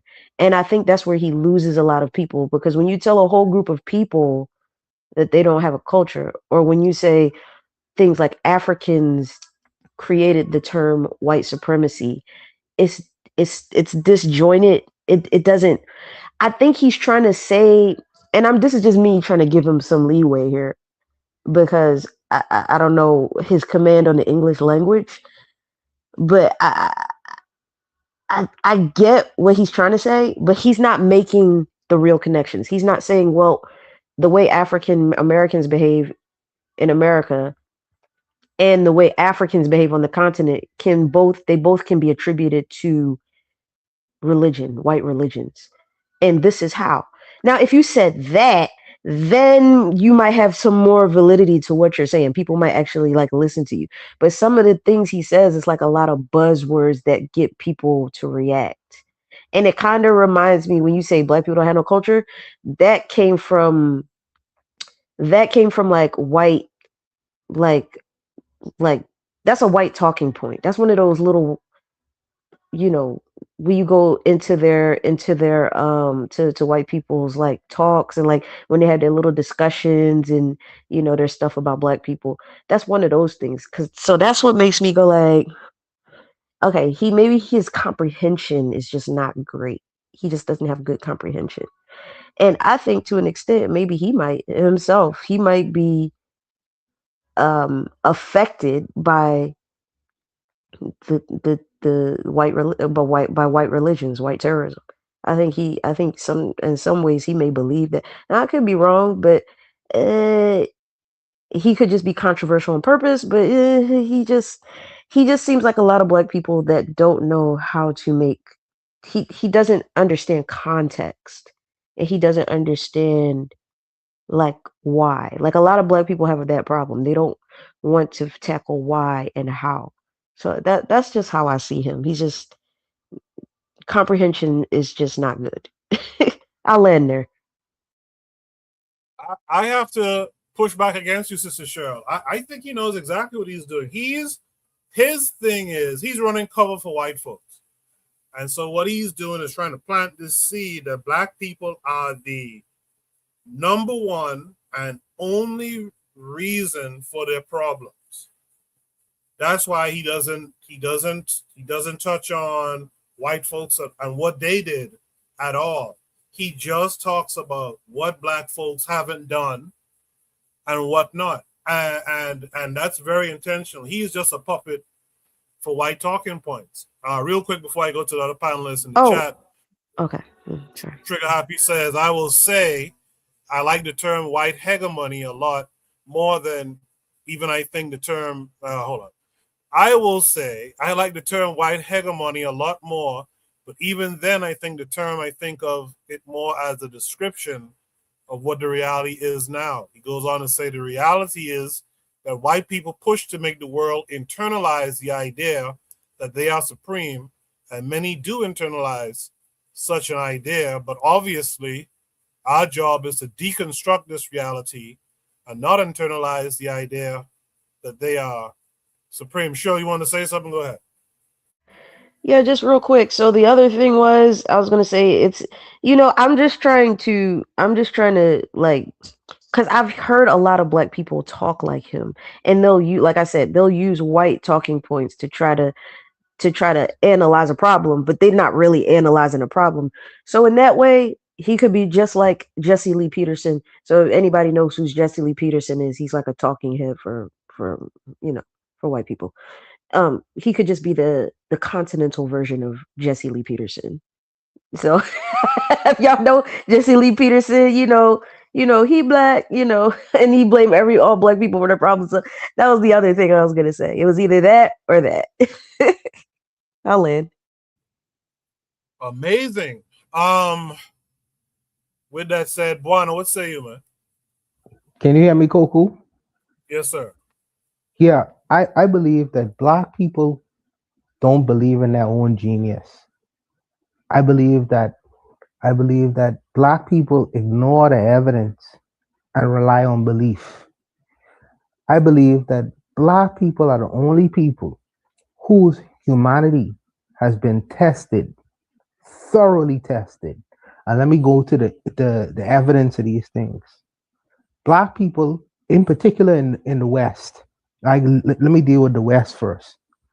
We was brought here as captives on as slaves. We couldn't speak the native language of the indigenous people of the Americas. We couldn't speak the language of our captors. We came to this country with the only culture that we brought with us, maybe a little bit of seeds and things like that. And from that experience, black people, where their humanity is tested, do you know in Haiti that the lifespan of a slave was 7 years?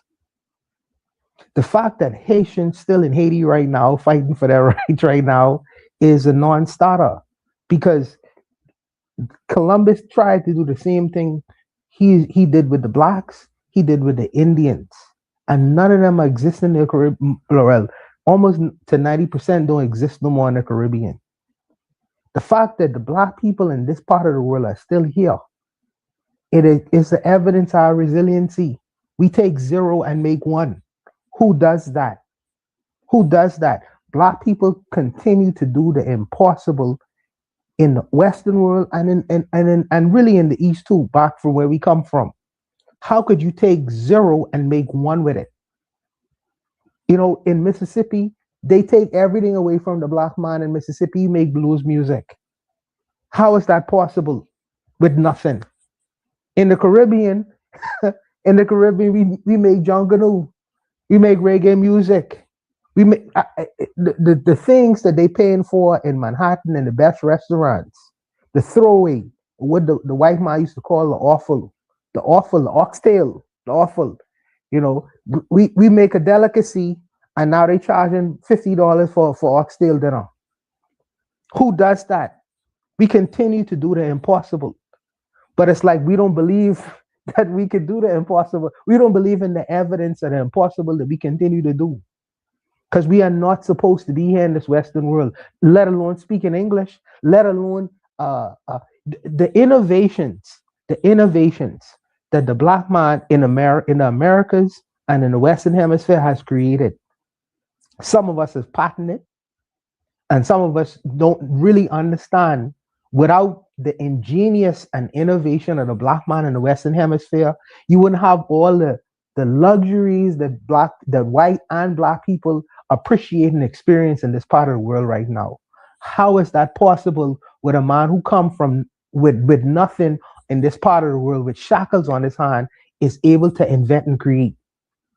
You're supposed to beat us in the hot sun, and we're supposed to disappear like the Indians, like the Native Americans. How are we still here? This is the question in terms of superiority, inferiority. The white man has not been tested like that. They had something in the 1930s in America's called, I guess, when the economy crashed and white people couldn't take the fact that they had nothing, so they started jumping out of high-rise buildings. You know, while we was going to get possum in the woods, like Brother Bakari had say, you know, go get that. What's this? I forget what Brother Bakari food is in the South. You know, we the only people who seem to take nothing and make something with it. How is that possible? Our humanity is continuously being tested, and we continuously passing the test, and there's evidence upon evidence upon evidence of that, and we ignore that evidence and say the white man ice is colder. Really? Well, the white man have a great propaganda machine.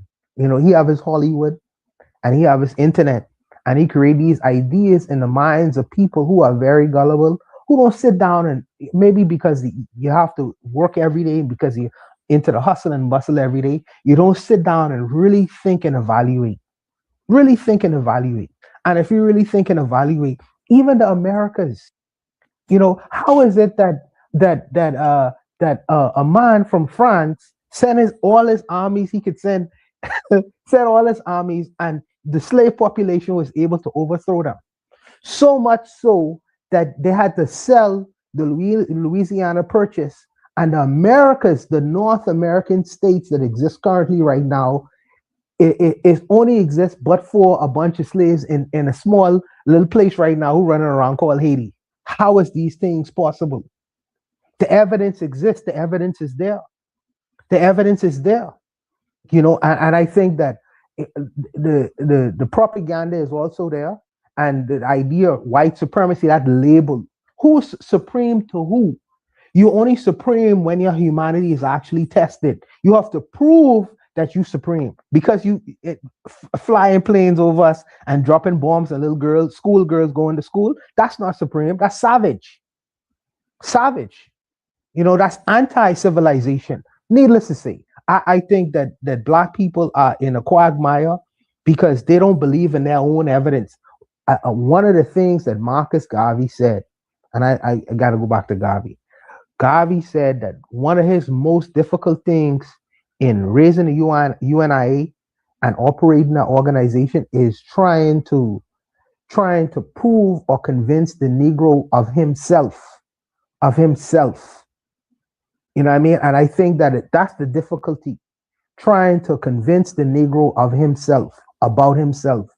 And I think that when the black man gets that deep down inside, he will be unstoppable. Who could stop him?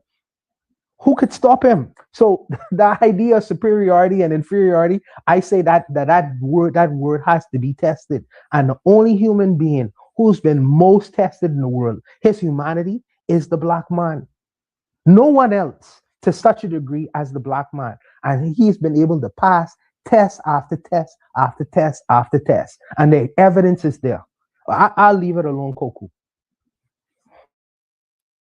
Good stuff, Buana.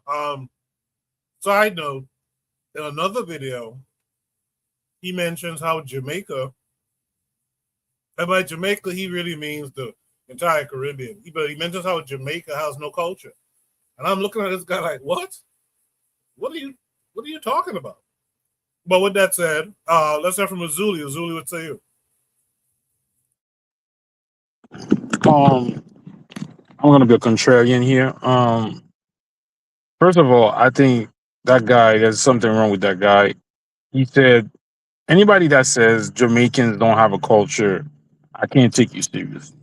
Anybody that says Black Americans don't have a culture, I can't take. I'm gonna take you seriously. When I was in Haiti, I was listening to Michael Jackson. I wanted to break dance. I was listening. What do you mean Black Americans don't have no culture? That doesn't even make sense. They have jazz, they have blues. Black Americans have break dance. They have a lot of stuff. And even maybe Black Americans in the cities have lost their real culture. But even the foods, there's a friend that I have arguments with all the time.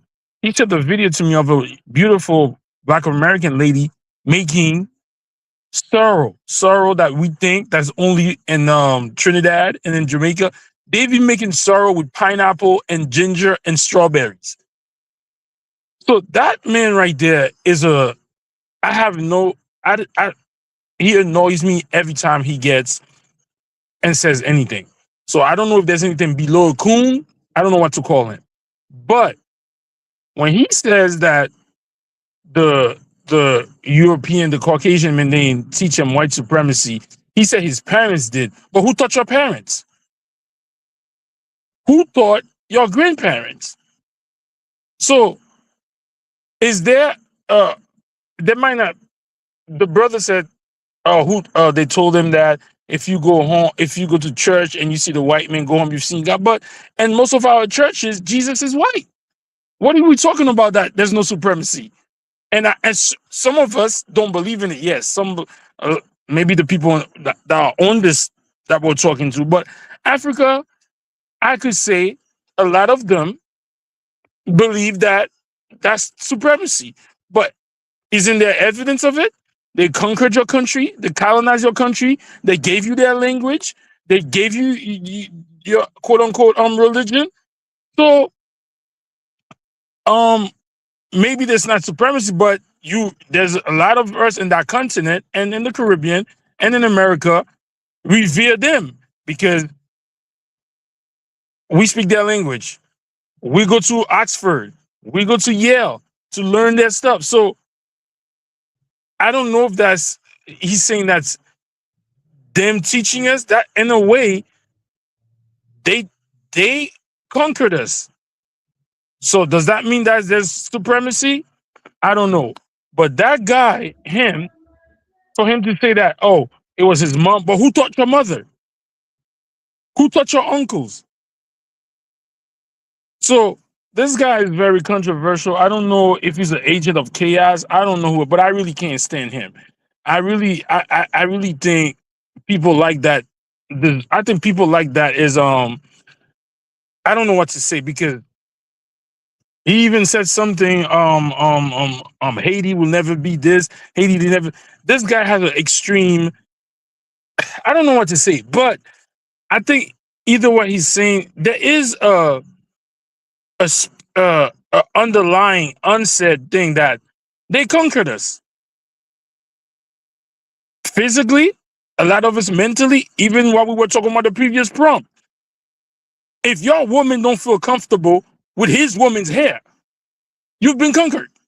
If your woman is passing that attitude, that mentality to your children, and it's being passed on for 10 generations, what is that?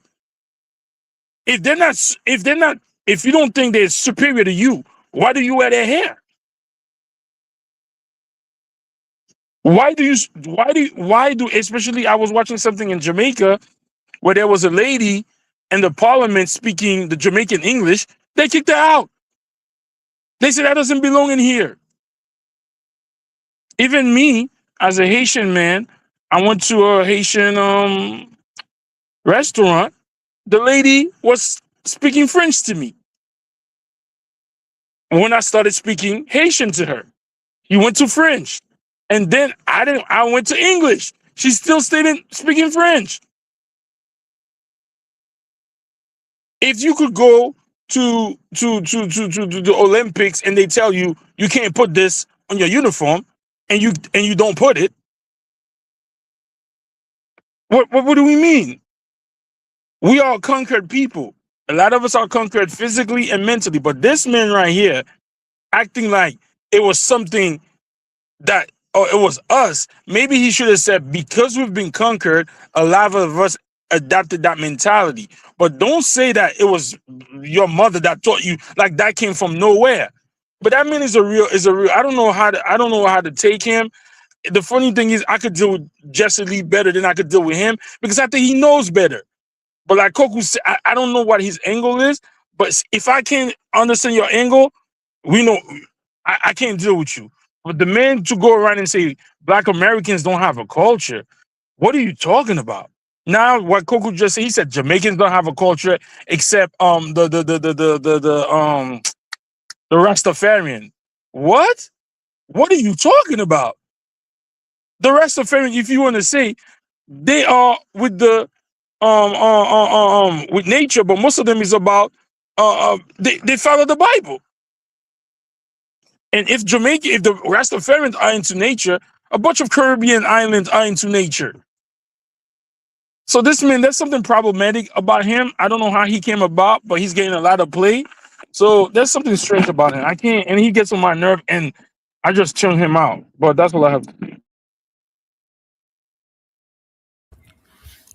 say. Can I say something, Koku? Y'all gonna Sister go Cheryl, before I other people even had a turn to speak, man. That's crazy, man. Oh, I ain't know you was up there. My bad, Black Steel. I'm sorry. Batman. I've I'm always glad I been cut in front of you. We can get us a good debate. My bad, I ain't. Cheryl quickly, and then Black Steel. You said me? Yeah, I said you quickly, and then Black Okay. Steel. Sorry. So I'm gonna tell you what the problem is with this guy. It's the problem that a lot of Black Christians. Okay, so he has a problem with white Jesus. He doesn't have a problem with Black Jesus. He's still a Christian. That's the problem. So, if we all as a Black people came together tomorrow and we decided that we are not going to use the term white supremacy anymore, what good is that going to do if you're still a Christian? Because the way a people, even when he talks about culture in like certain places, it doesn't hurt me anyway, but this is how he's a contradiction. He's saying all these places don't have a culture because it's not the continent. He has continentalism. Okay. His whole way of his entire culture is using another culture's governing system. He doesn't realize that. The British parliamentary system is not his culture. He thinks it's his culture. That's the contradiction. So far beyond saying the word white supremacy and talking about how Black people created the term white supremacy without even acknowledging your entire nation is using the governing system of people that aren't even African. You're not even getting to that. That tells me that there's a break in your logic. His logic is this. His logic goes A, B, C, J. You understand? He's missing a lot. He's missing a whole lot. And the reason I say maybe he is being used as a tool, but there are thousands of Black people who think just like this. Okay, this is very common. This is very common for them to have these contradictions, this lapse in logic. Because you can't tell other people that don't have culture and you're practicing the governing. Culture is largely made up of the way a society is governed. So if your entire society is governed by a British parliamentary system, how can you run and tell people that they don't have no culture? You're practicing someone else's culture. Why aren't you practicing your own? Because you're a Christian.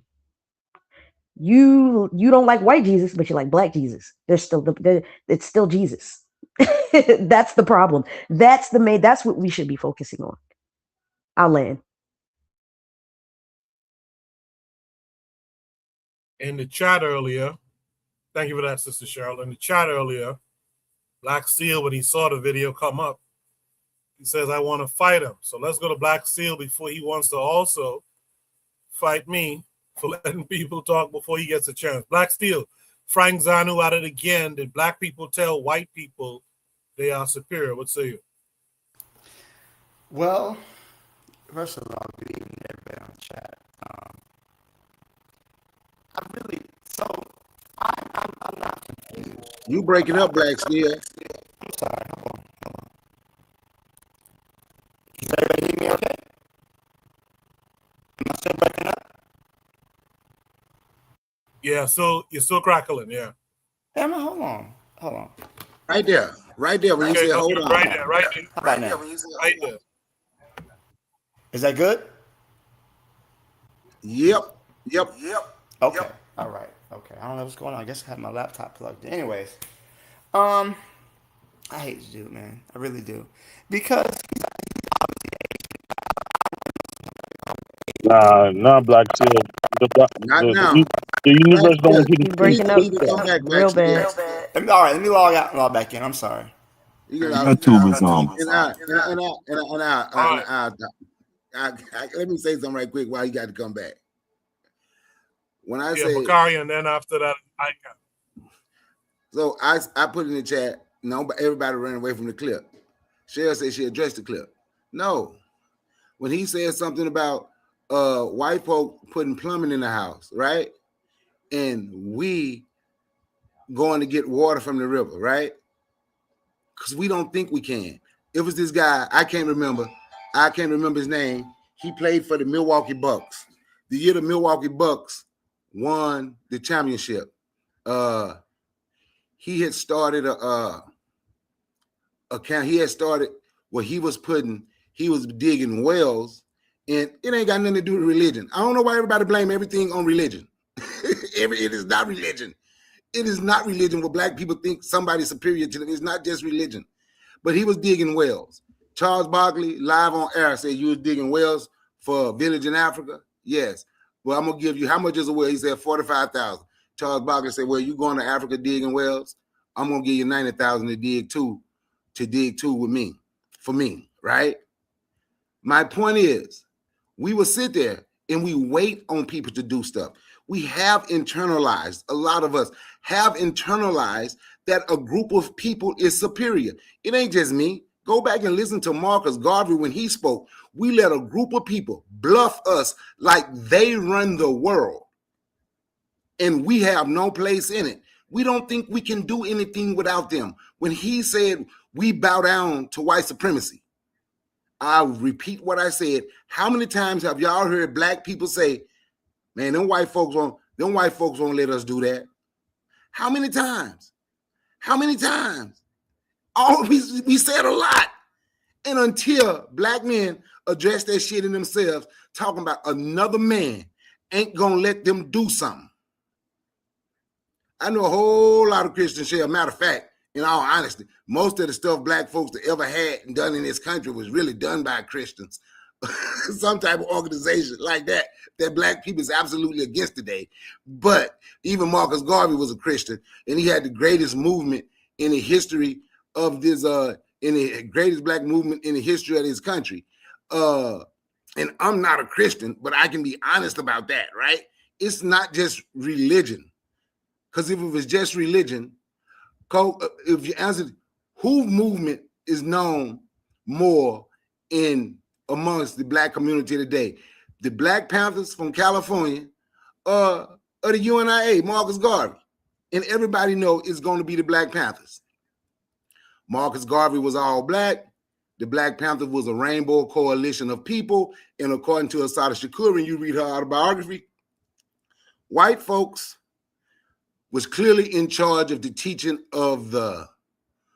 about being socialists. They were completely in control of that. Black people had to learn that from them. Everybody made rules in the Black Panther Party. But the movement that was bigger than that and was done by Black people was the UNIA.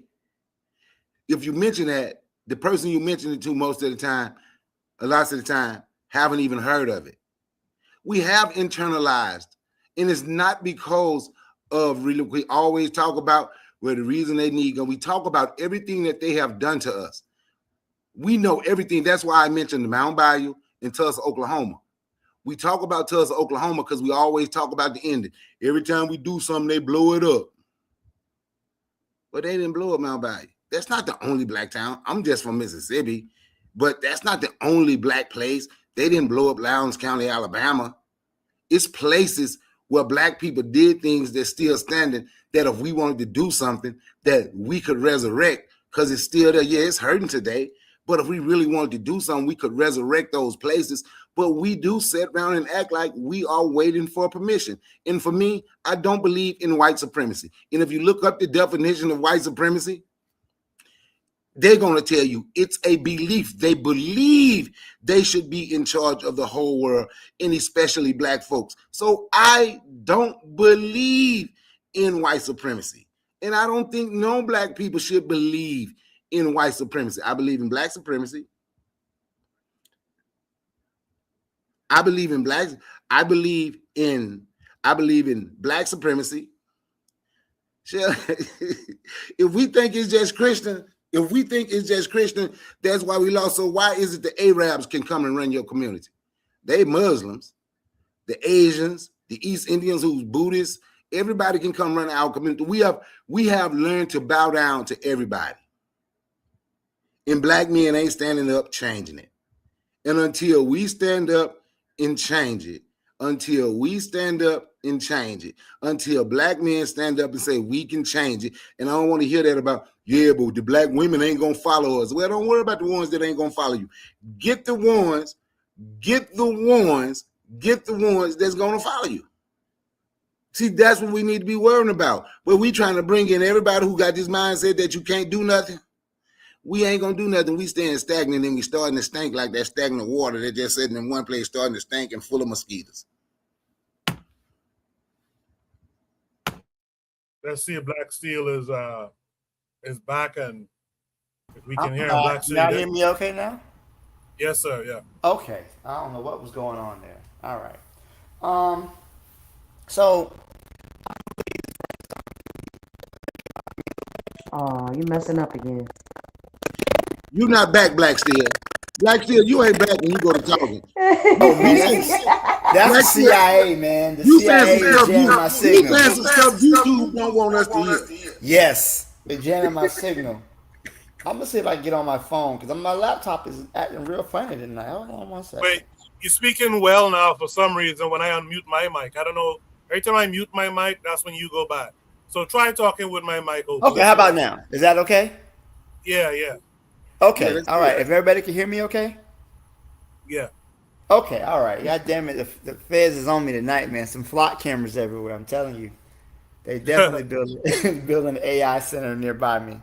All right, so let me just say, I really do believe this guy. The way he has blown up over social media and the way he's been platformed, it really makes me believe that there's somebody pulling strings behind him. And we've always had Black people like this, to kind of build off our Christianity thing we're doing tonight. Jesus said the poor will always be with us. Well, the coons will always be with us. Right? We're always going to have coons and sellouts or whatnot, because this is very lucrative to them. A Black person saying a white person's words, that's instant money right there. That's why you have the Candace Owens, the Officer Tatums, the Anton Daniels. They can just regurgitate these white talking points, but you put a Black face on it, and then you can say, well, he's Black, so it's obviously not racist. If he said the same thing, so for example, if you take whatever Charlie Kirk was talking about, right, and put Frank Zanu saying it, all of a sudden it becomes not racist. It becomes clean. Oh, it's not racist. It's the truth. Where we understand if Charlie Kirk said it, oh, it would be racist. So these black mouthpieces for white domination, because I know how we feel about the word white supremacy, white domination, white hegemony. Okay, that's all he really is. He just is a way for them to speak those white talking points without being called racist. The idea that he learned that white people were superior through his parents. First of all, like Julie said, who taught his parents? But white people started the whole idea of white supremacy, right? White people came up with the ideas of white supremacy. They were the ones who went around the world on their quote unquote civilizing mission. You know, the white man's burden to civilize our little brown, our little black brothers and bring them into the light of civilization, right? This is not something that black people created. Black people always engaged with Europeans as equals, but they were the ones who looked at us and said, "Oh, these people are inferior, and we can treat them the way we do because they are inferior, because they're not human, because we can experiment on them." You know, I think sometimes we mistake savagery and we mistake violence for some sort of superiority. If you got cancer, right, you wouldn't call a cancer cell superior to you, even though it's ravaging and killing your body. And that's what white global domination Yo, does. yo, yo, yo. That's a ball. That's a ball right there. That's a ball. I try. We wouldn't say that. If somebody broke into your house and killed your family and stole your stuff, you wouldn't say, "Man, that burglar is so superior to me." We wouldn't look at it like that, right? But Europeans have been able to sanitize and clean up their history to where, oh, look at how they're bringing civilization to the world. He mentioned something about black people going into the lake and drowning. Okay, as if cities like Benin City didn't have plumbing. They had indoor plumbing in Africa before parts of Europe, before Paris, before London. They had sewer systems and systems to clean their water before freaking Paris, France. When white people were taking baths once a year, twice a year. The nobility, okay, was taking baths once a year. But this guy, again, he likes to pick and choose and say certain things, I guess to kind of make it feel as though black people are somewhat inferior. We believe that we're inferior. He believes that we are inferior, right? And the role of Christianity can't be understated, because when you do go to church, usually you have a white deity. And I say this even though Christianity in Africa predates Christianity in Europe. And I will also say that European people's savagery predates Christianity.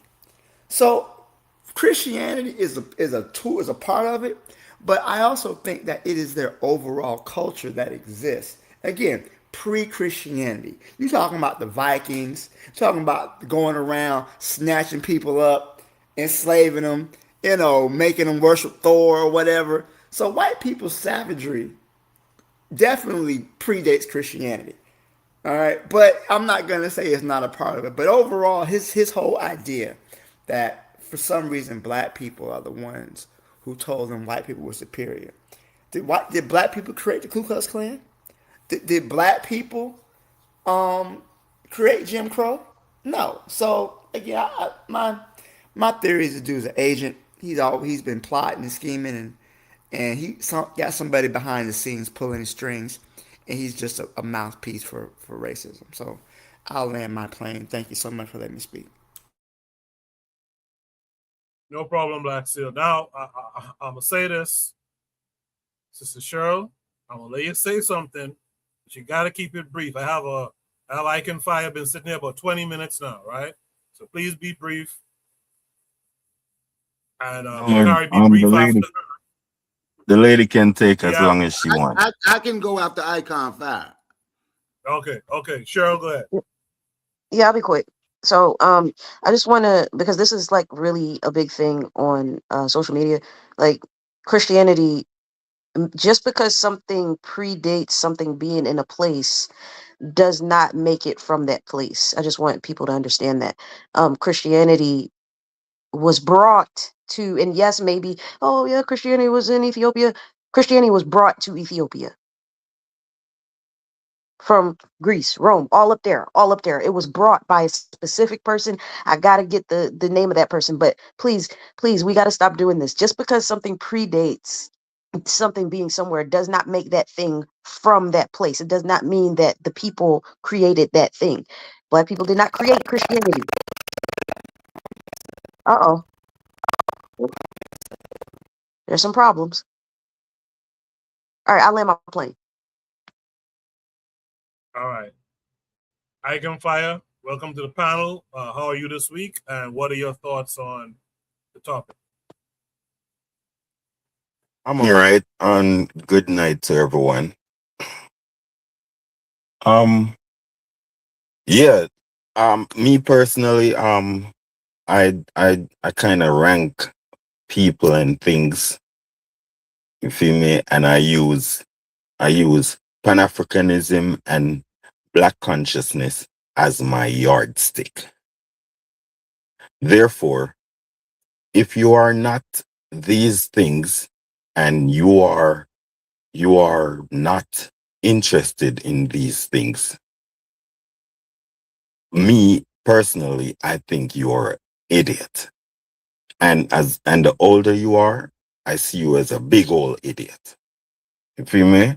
If you're Black. And if you are educated. Personally, I think that the most educated idiot of us are the most dangerous. You feel me? Because they get preference over leadership and they lead us into a burning building. You feel me? So that's my yardstick. Black consciousness and Pan-Africanism. If we as a people do not reference our life to this, we are going in oblivion. We need an aim and a destiny. If we don't have an aim and a destiny, we are like a leaf that fell off the tree into waters. Something else, the current is going to decide your destination. You feel me? And that's what's going on in our world. And when it comes to Nigerians, it's a terrorist country. Everybody in there is a terrorist.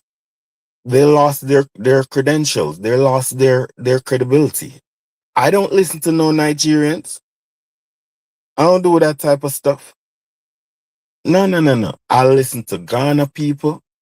I listen to Niger, Mali, and Burkina Faso, and Namibia. But I don't listen to like people from South Africa and people like, you can't, no matter how educated you are, you can't tell me nothing. I don't listen to none of you.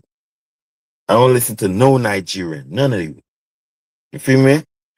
I don't want to hear nothing from two Niger, none of them. Everybody is pure big old idiots. And the thing I can't stand with them, they cocky. They so cocky they think they have sense. And all they're doing is pure stupidity. Nigeria is the disgrace of West Africa. The disgrace. But I have to pull back and know that America, that white people is not stupid. Feel me? White people see 200 and maybe almost 50 million people. That's what white people see. We don't see that as Black people. We kind of petty. Feel me? But white people see that. And they have put their focus for maybe 30 years. They have put their focus on controlling the population. Not just depopulation, controlling the minds of the population. You feel me? So people like this dude don't surprise me. So they want to keep them idiots because they are better controlled like that. You don't want 200 million intelligent people or black conscious people. And that's what America has made sure they happen. The English, the what you call the Southerners are Christians, and they keep them really Christianized and full of superstitions. And the Northerners, they make sure they are terrorists. You feel me? The British have left the Northerners with a certain degree of power. You feel me? Because that can control the Southern. It's terrible what they're doing to our people. You feel me? But and I when I say I don't listen to them, I don't really mean that. But you feel me? But I love my people. You feel me? But they kind of deranged in a way where they're censored by America. And America alone is getting to is speaking. They are speaking to the youths. They are speaking to them. I'm telling you. You can't let the devil speak to our people. That's what's going on. You feel me? And that's why the people, they're so erratic. It's the Nigerians, it's their behavior. And when you say culture, their culture needs to be changed. Not because you have culture, you think it's right. Culture don't say right or wrong. You can have wrong culture and right culture. You feel me? Not all Jamaican culture is right. Not all Jamaican culture is wrong. Same with America. Same with the Caribbean. Same with Africa. And Africans have a lot of bad culture. You feel me? And they don't understand that that's what we are fighting for is to change their culture of what you call not loving the other because of it. What I mean is that you should love the other because of his color. You should love the other because of his hair. So you can't just say, "Oh, I'm this tribe and I only love this tribe." You should love all black people. And that's what we're trying to get to Africans. Say, love all black people, regardless of tribe. You feel me? Because that's what the world is about. You need to love your own. Because they want your raw material. So they want Africa without Africans. You feel me? So that's what we are not getting as a people, even over here in the West. We're not getting it. We're not like, oh, how come white people is always friends with Africans? You feel me? What do they want? And are we going to let them get it? And they are getting it for some parts. But I see things changing anyway. That's my point.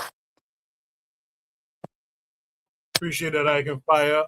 Shout out to KW7 for being here tonight, as well as giving the $2 super chat. I do appreciate that. Brother Bakari wanted to add something, and then I have a follow-up question after that. I'll just say what the follow-up question is. What is white culture? But Bakari, you go first. White culture? Christianity. White culture is robbing, taking. I don't know why people just so stuck like Christianity and done everything. Because the people that ain't Christian, I just say, what have we done as of late? What have we built? I don't just look at, it's not just, oh, it's the Christian. So it must be Christianity that holding the non-Christian backs from building stuff too. But white Christians means that white culture is robbing, taking, stealing people's stuff. White culture is, you study their culture, it's homosexuality. Like you study the Greeks. And the reason they fought so well together when people talked about that movie 300 and The folks fought so well together. You study that. They put people together that people been messing. They started messing with them when they were young, and people put them in together when they were little so they could fall in love with one another. They think a woman is just for have a baby to keep them living, but so that's part of why I'm gonna kill you. I'm gonna take your stuff because we don't have. That's part of their culture. They have a war-like culture. That's what I see. Well, actually, that's what I see, and I think other people could see that. And I think other people could see that too if they're honest with it. But what I wanted to say, one more thing, and I'm gonna be quick about this video. Like, I don't even like that Zanu guy. But when I say again, when I say people ran away from the clip, to me it's like a challenge. Like, what are we gonna do? When he talked about us doing our own plumbing, what are we gonna do? We sit back and you got so many black people now sitting around bragging, waiting on the Russians and Chinese to come do something for you. When are we gonna step up and say we can do for ourselves? Have nothing to do with Christianity. Because if it's just Christianity, Ibrahim Traore came out talking about damn Islam and what they have done. It ain't just, and let's say it's Christianity. Let's say it's Islam. Still something got to be wrong with us before we got Christianity and Islam, where somebody can come tell you, your God ain't shit, my God is great, follow my God. Why you always trying to shed? Why you always fighting against the Russian and the Chinese, bro? What's happening? Shut up, dude. And I don't. You want us to embrace American guns? So I'm gonna. What kind of guns you have? American guns, right? Are you gonna mute this guy, Bill of Medicine? He ain't got to. I'll mute him. Sorry.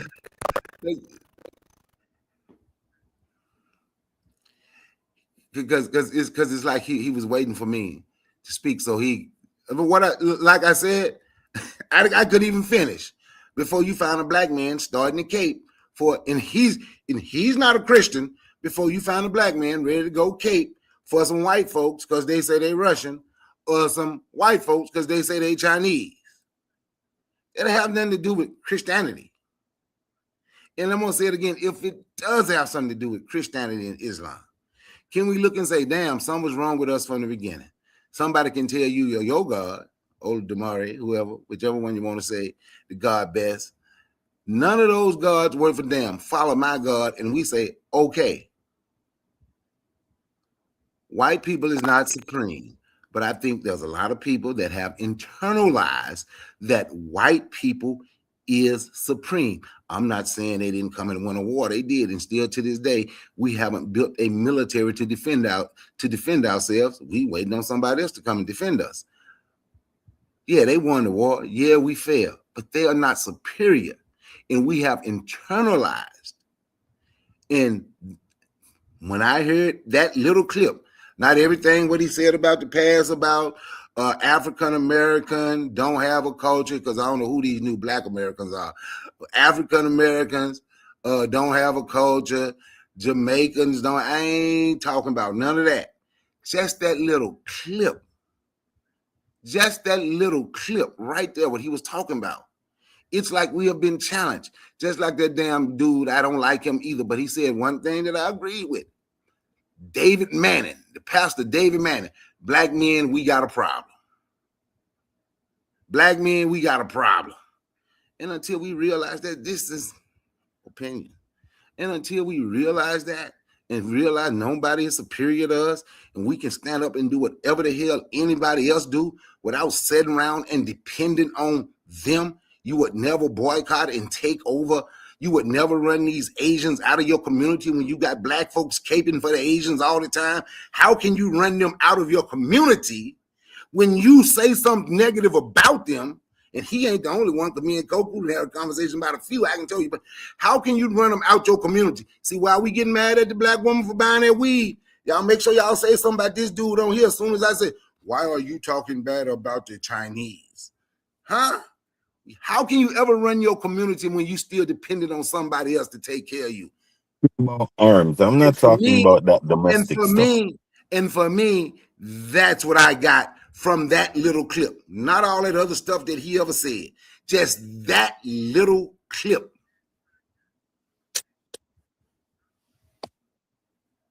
Can I? All right. Buana, go ahead. Yeah. So Coco asked the question, "What is white culture?" And I want to define white culture. So white culture, as it stands, is Epstein Island culture. Is rape culture. The president right now, who is buddies with Epstein, is paying the white woman $5 million for a sexual assault against her. This is the people 77 million people elected as president. So he's paying her because of the judgment went against him. So it's rape culture, sexually assault her. White culture is bombing little children, going to school. The president sent a bomb to Iran to bomb little children. They bombed the black people in Black Wall Street. Because they like to bomb people for some reason. That's what white culture is. White culture is baby daddy culture. Baby daddy culture. The richest man in the world right now, he have like 100 children for 100 different women. They label us as baby daddy, the baby daddies of the world. But this man running around impregnating all kind of white women. Nobody's saying nothing to him because he's a multi-millionaire. So white culture is baby daddy culture as well. And one last thing I wanted to say. The Urzuli made the statement of being conquered, and I want to address that. Yes, you could be conquered, but that don't mean the fight stops there, because you could recolonize and reconquer. You could lose a fight. You could lose a fight and still fight. The great Usain Bolt, when he was running in track and field, he lost many races, but he keep running. And that's why he's the great Usain Bolt. Your boy right now, Steve Irwin, who fight Dante Wilder in the fight with a Haitian flag on his back. He lost a fight, but that don't mean he have to stop fighting. He have to continue fighting. No. He has The to give president back of the the United Haitian States say, card. make America great again. My belief is make the black man great again. Because great men who was once great could be great again. So you don't stop fighting because you lose a battle. You must continue to fight until you win. That's how the game go. So because it's a competition. So you must continue until you prove yourself to the world that I am the best. You don't just stop because you say, oh, I've been colonized. They beat up on me. And look at my woman. No, you must continue to fight until you win. You must continue to fight until you win. The Haitian people ain't stop fighting. The Haitian people right now been colonized, but they was once great. They do a great thing one time in history. And they could be great again. I believe that. I'm an optimist. So they ain't stop fighting yet. So you don't stop at colonization. You must continue fighting until you win the battle. That's what I say. Learn from your mistakes, learn from your weaknesses, and then move on and continue to fight. You don't stop because you lose. You know what I mean? The black man so afraid to lose. He afraid to make one kind of movement because he's so afraid to lose. No, sometimes if you get in the battlefield, you learn what your weaknesses are, even in losing. Even I want the black man to get this down in the heart. There's no shame in losing. The shame is to stop fighting. You know what I mean? So I say the black man should not stop fighting until he wins. You learn your weaknesses and you continue until you win. But that's all I wanted to say. I'll just be brief, Kofu, and leave it there, brother. Can I say something? I think it's a Goku. No, it's not me. It's Black Steel. Black Steel side. Black Steel, try again. Let me see something. Yeah, no. Black Steel, you're breaking up bad. I can't. One thing I want to say is that one thing that he said about the plumbing and stuff like that. Okay, you see the brother, even in America, even in New York City, people don't want to drink from the plumbing system. Who said drinking from a well is bad? Where did he get that from? Who told him that? Because even though when I want to use the country Haiti, as far as they want to say Haiti was, Haiti never had a cholera problem until they purposely shit it in the water system. So him saying that, you can't even bring water to you, bro. Who said we have even the pipes in the buildings in America? I go to New Jersey. People don't buy water, don't drink from the water faucet. New York City, a lot of people don't. I go to Florida, people don't. So all that plumbing system they talk about, even the people, you still have to buy water, which is the craziest thing. When you live in these other countries, what's wrong with drinking from the well? What's wrong with walking over there and getting your water from the well? But again, that brother is I don't even want to call him brother. Anybody that could who comes to tell you Jamaica, Americans don't have a culture, that's just weird. Like, even the fact that I was watching something that now all of a sudden in America, they tell you to walk bare feet to be grounding, to be grounded. But Caribbean people's been doing that. People from the continent of Africa been doing that. So what is that called? I would ask them, what does that mean? When now that the Western society is adapting indigenous, African and Caribbean behaviors. Even the people in the chat used to say, Haitian, they eat dirt cookies. If you go on Amazon, they're selling clay mud. So why would he call that? And then based on what Koku just said about what's white culture, let's not play around. There's a bunch of white culture that is, yes, that other culture you're talking about, stealing stuff, but they have other shit too. Hey, they play the opera, Shakespeare. They got the Odyssey. I gotta give it. I'm just saying. There's part. I don't know what's going on right now.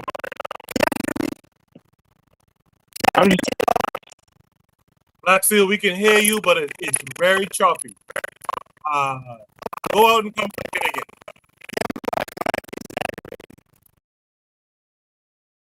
I'm just saying that they have culture. They have culture of what? Come on. They got the Scottish people. They got the Celts.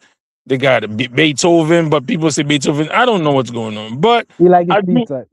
Or he like his pizza. He can't give up on his pizza. Things I forgot. Pizza. They got pizza. They got something, son. They got a little something. But I'm just saying that brother right there, Zan, whatever his name is, there's something, I don't know where he came from. And somebody said it while we were discussing. He came out of nowhere.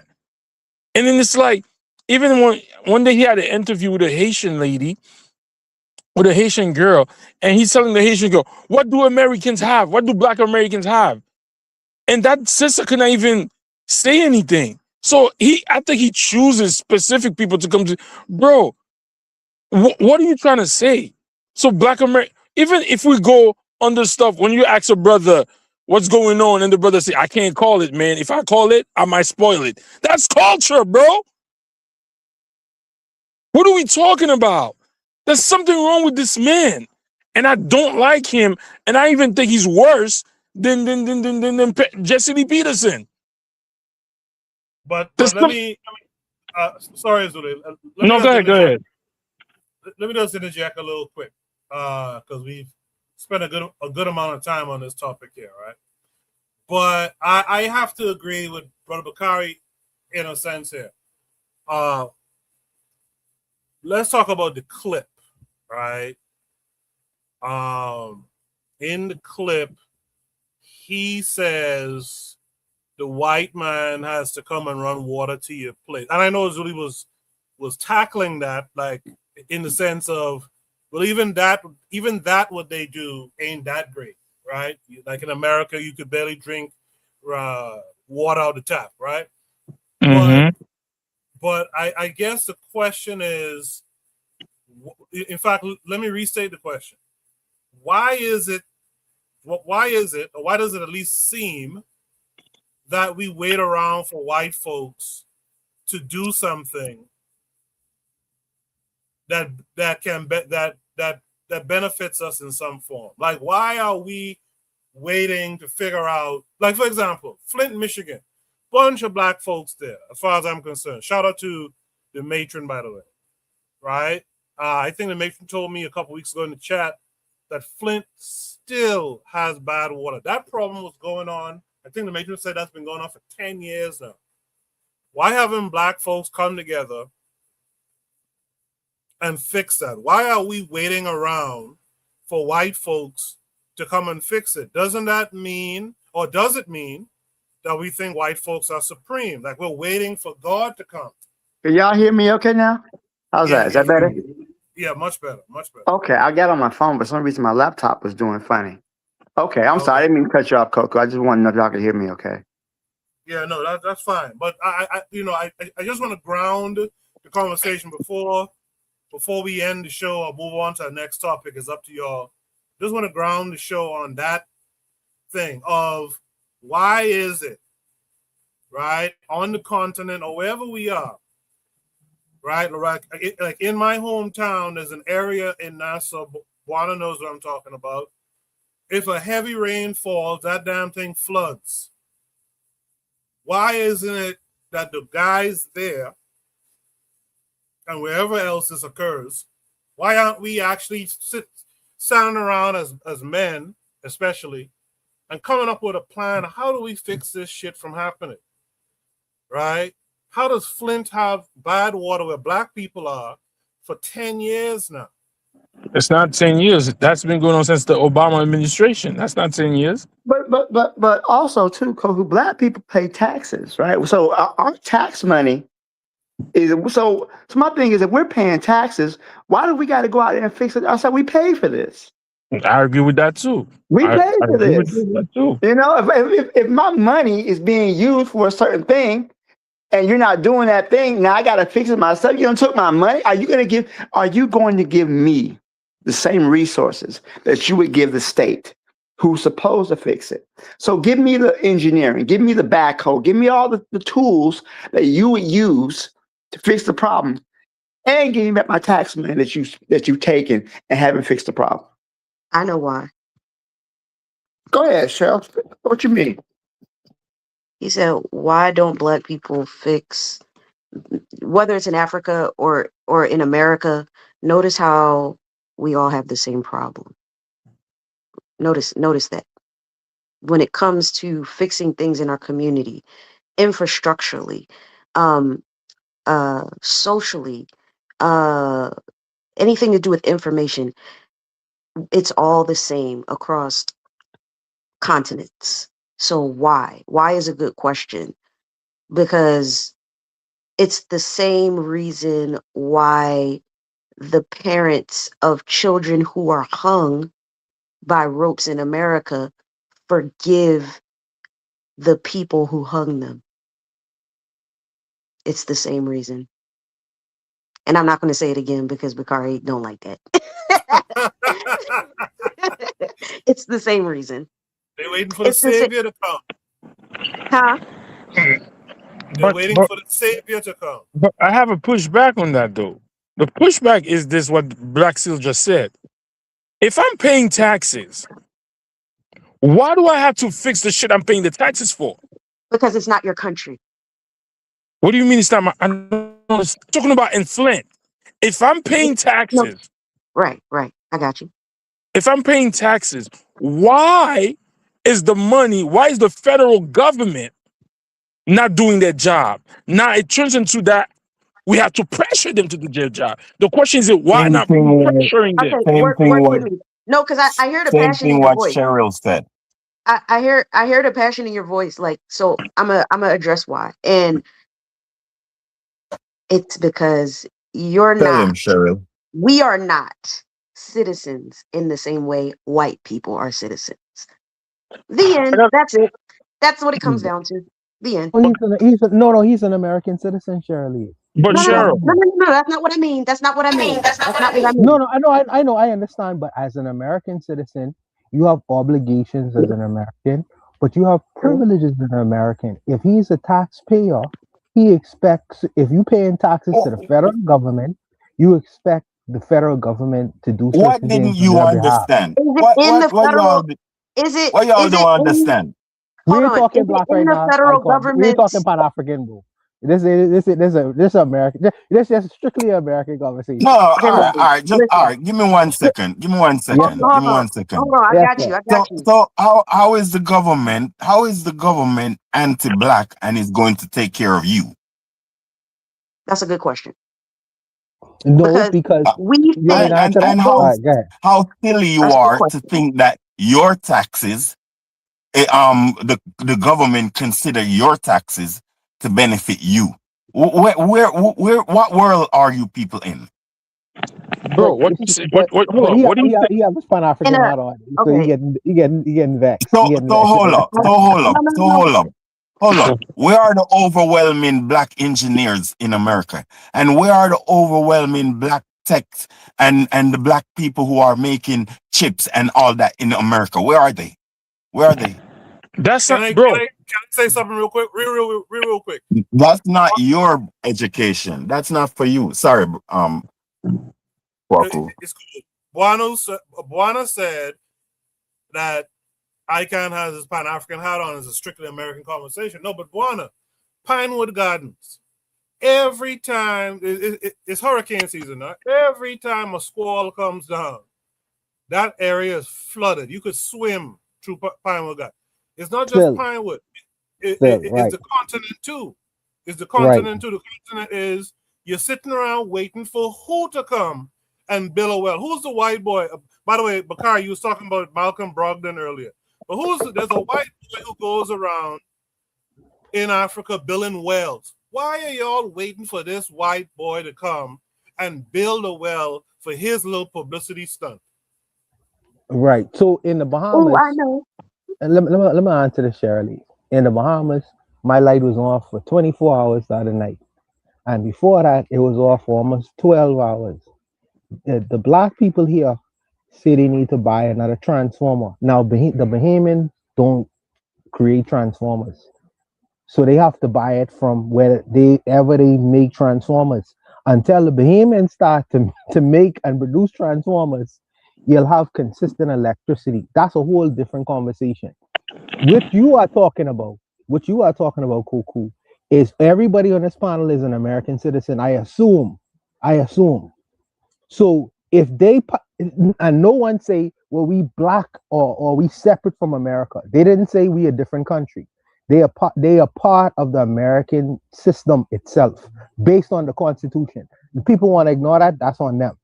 As a part of the American society where they pay taxes, there's an expectation that the obligation of the government is to provide essential services to the citizens of that country. Am I right or am I wrong? I talking crazy. So if I paying a certain amount of money out of my salary, the expectation is I expect my water to come out the faucet when I turn on the water.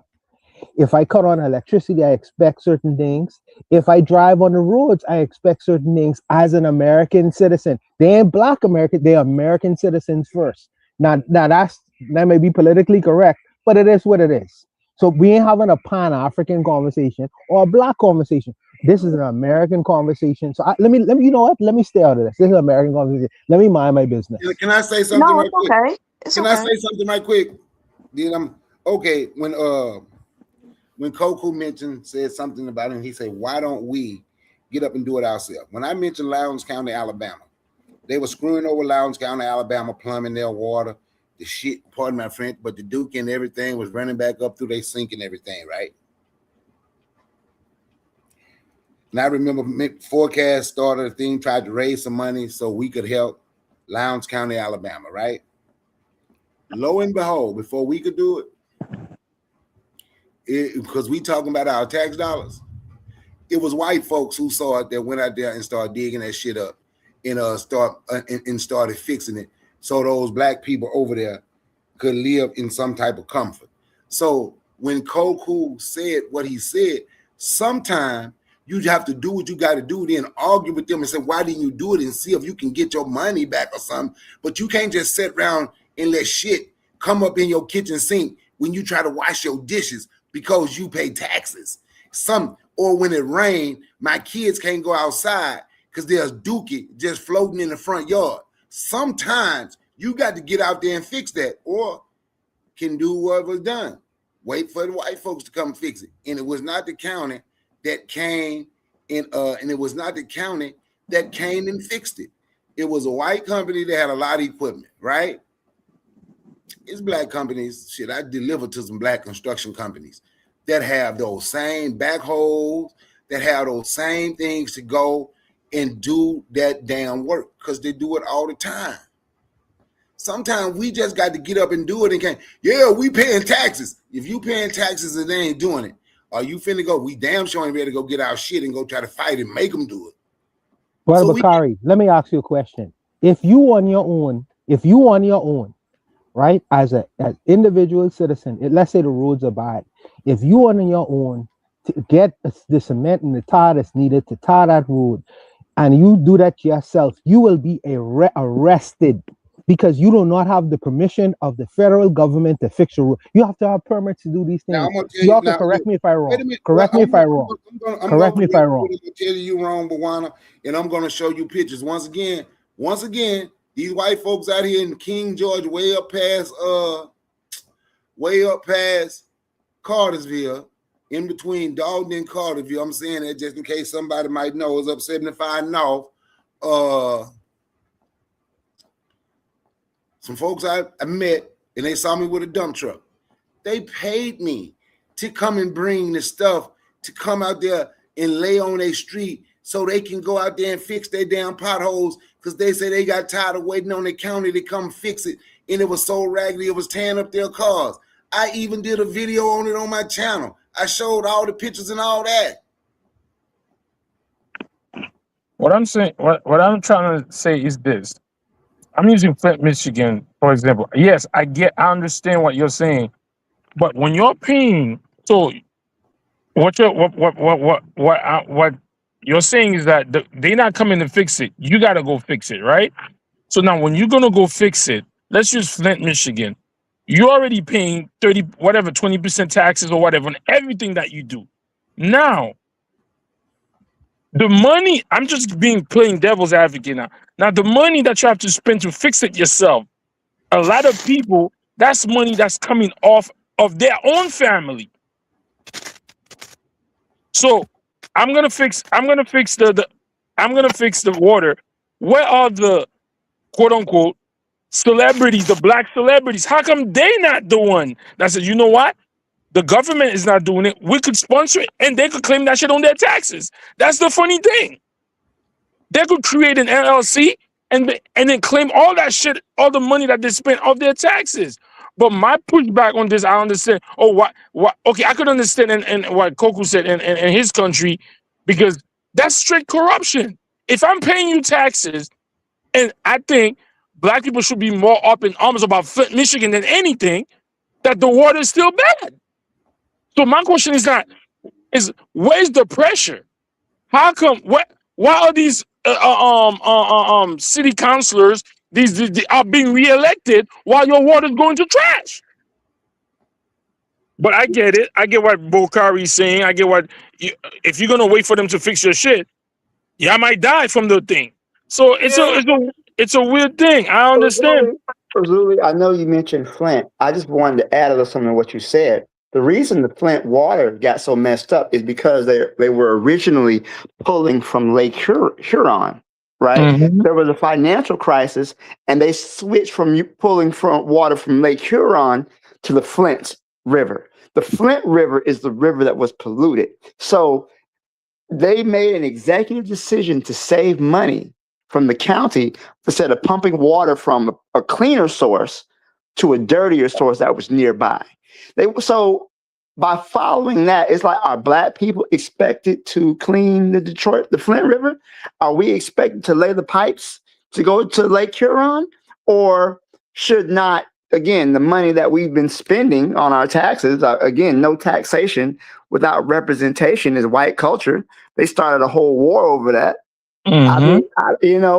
I understand what everybody's saying, do for self. But if I pay somebody to fix my car and my car ain't fixed Is it my fault? Should I just go? I'm just gonna fix my car myself. No, I paid for a service, and as much as I understand, we are Pan-African, we are African people.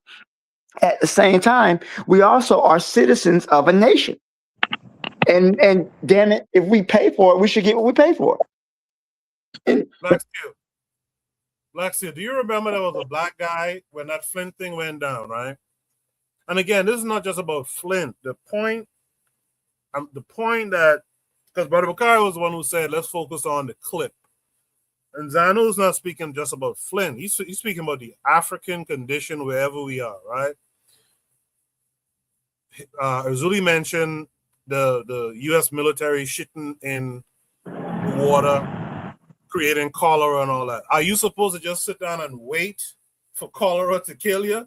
Or we got to go figure out some type of filtration method? Wasn't there a guy in Flint who created a machine, for example, that could extract moisture from the air and provide drinking water? Why not fuck the taxes to the state? Why not put the money behind that guy to get more machines? Because the taxes are coming straight from your check, bro. The taxes are coming straight from your check. It's a grip, bro. You're right. So my point is this: when I say fuck the taxes, this is what I really mean. Do what you got to do, and then tell the government, "Hey, man, we have to do this shit for ourselves over here. We have to do this for ourselves. You want to be elected? Well, what the fuck was that when you didn't help us?" Someone's mic is on. What was that when we were struggling with bad water over here? You didn't come around and fix it. Now you want votes. This is why I agree with the whole sentiment of you got to get something for your votes, but you also got to do something for yourself. If it means that you got to put money behind this, brethren, to build these machines so you can get clean water, then do that. But the point is, and I think the point that Zanu is saying, which is what Bakari want everyone to focus on, which I agree with, is you can't just sit around and ain't doing nothing, and you waiting for this white boy to come and clean your water. I mean, what's next? You have to wipe your ass when you shit too? But Koku, a lot. Okay, for example, a lot of let's say the infrastructure. Are we sending our boys to college or to vocational school that teach them about infrastructure? The majority of us are going to college to get useless degrees, and that's including me. So, okay, I understand what you're saying. Do for ourselves, but how many of our boys and our boys? I'm just using boys because doing those type of infrastructures, boys usually go into them. How many of our boys now are going to learn how to weld? I'm not saying they're not doing it. Please don't attack me. That's what I'm. What? That's civil engineering you're talking about. Oh, okay. Civil engineering. I'm just going to things for the infrastructure, and I'm just going to say, even with the thing that they say about the cholera in Haiti, bro. How many other people there? The people there knew not to shit in the water. You came and fucked up the water. So what you're saying is that, okay, we're not going to wait for people to fix it. We got to go fix it anyway. What I'm saying is, in this society we are in, everybody's going for the soft degrees. I want to teach. I want to do liberal arts. I want to do this and that and the third. That Flint, Michigan, water and everything like it is not going to get fixed by math teachers, by artists. That's going to get fixed by people who want to work with their hands. So if we want to do that, we got to make sure a lot of our kids go to those things that Booker T. Washington was saying.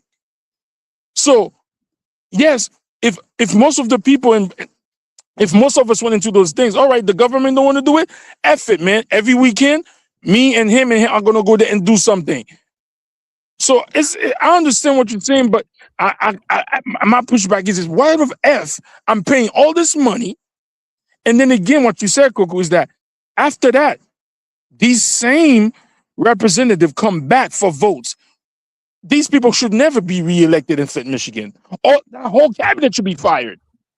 Not only that, or you have to have a permit to do anything No, if you're but working the thing with inside the, a country. yes, If you but have the a thing, permit, you can't operate as an individual, or a group of individual without the permission of the government. You but can't guess do what that. happened? You will be But guess no, arrested. hold up. But guess what happened, Boana? We're gonna have somebody already that works in there that could give us the permit just like that. Do you get what I'm saying? I understand what you're saying. I can't just like I came up by my house. The whole road is messed up. So I can't go in there and say, let me just lay cement because they could arrest me. And that's the grift. Meanwhile, they taking out taxes and going to spend on other shit. There's a thing So there's a thing in Africa right now. We talked about it on Sugar Breeze before, where I think it was Nigeria was the example. There's a thing of on a weekend, I think it's every weekend or something. Trigger Happy might remember. He can tell me if I'm right or wrong. They have a thing of the community comes together and they clean and fix things in the community. They come together almost like a chain gang, right? I'm not telling you to go bulldoze nothing that you ain't supposed to bulldoze. I'm not even telling you to fix the pipes because Black Seal shed some light on something here. I didn't know Flint was about changing the water source. I thought they said it was a bad pipes. I'm not even telling you to change the pipes. I'm saying come up with a solution that circumvents that stuff that still helps your people rather than sit down with the oh my, your two palms facing the sky type thing. That's what I'm saying. Brother Bakari, you want to add anything here? You know, when you said the Flint thing and the water thing, and I understood what you were saying, and you're right. Come up with a solution, but that's why I went to something that wouldn't even be that expensive, and maybe you do need a permit, and maybe them folks went and got the permit, but you can just go look up the Lowndes County Water and go look and see who went over there and fixed that damn Black community. Go look and see. It was white folks, didn't even get paid. They might have got some down the road. And man, we have Black construction companies. We have Black construction companies that could have gone down there and helped. But we think of excuses and get mad and go to arguing about why we shouldn't. but Yeah. But Bakari, why? Why do we do that? Wait. It ain't got nothing to do with Christianity. It ain't got but, nothing to do with I Christianity. wasn't going to say Christianity. I wasn't going to say Everybody on Christianity. I because wasn't going to say Christianity. everybody on here arguing, ain't none of them Christians, but they want to sit and wait. But my point is, if you need a permit, go get the permit. You supposed to sit and wait where your kids can't go outside because shit is floating up in the front yard every time it rains. I got this dude had to go move his 75-year-old grandmama because when she flushed the toilet, it run back in her bathtub and in her kitchen sink. And we supposed to argue about a tax and not try to get a solution while we're arguing about taxes. That's what's supposed to be done. And that's what Koku was saying.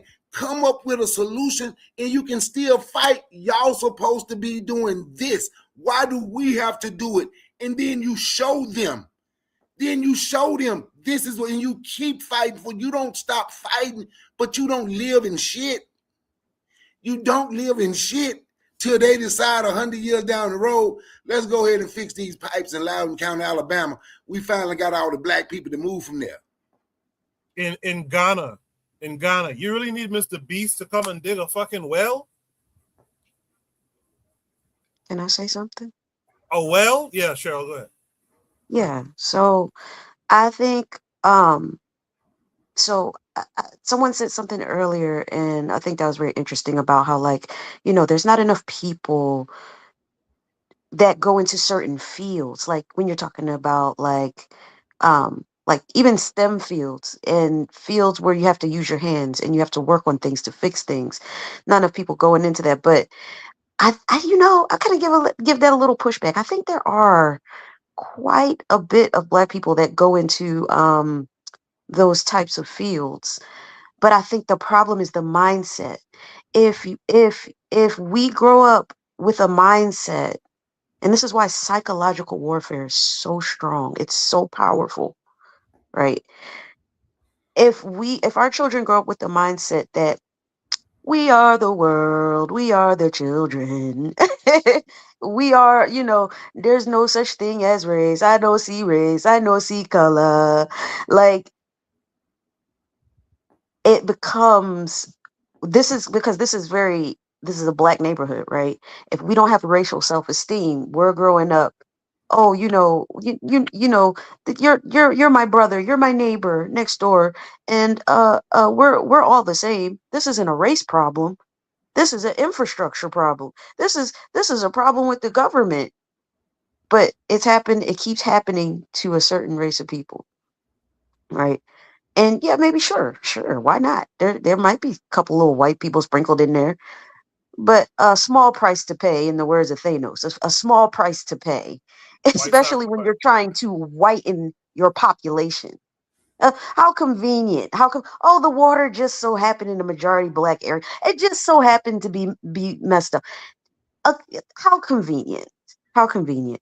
And this is black people don't see it because we are so individualized. And we're individualized because we grew up in a culture that is not ours, that tells us that we are all brothers and sisters in Christ. So psychological warfare is very important. So I just wanted to keep that there because we have the minds, we have the wherewithal. We can do it. It's not that we can't do it like we're stupid or something. We don't do it because we think of ourselves on an individual level. Well, why is that my problem? That's a lot of you ex-black people. Someone that lives somewhere else that has the skills to maybe do what you're talking about in Flint, Michigan. You ask somebody in another state, well, I could, but why is that my problem? That's a lot of black people's responses. But why is that their response? You gotta look at psychological warfare. You gotta look at why are we taught to think this way? Why are we pacified like this? Why when you're We going. understand that environmental racism is a thing. We understand that. I think that It's not. that concept Yeah. is not an alien concept. When we talk about how many times black people's homes are built near like um, power plants, landfills, slaughterhouses, things like that, all that shit flows into black neighborhoods. And like even with the AI data centers. They build those in black neighborhoods because the white people don't want them there, right?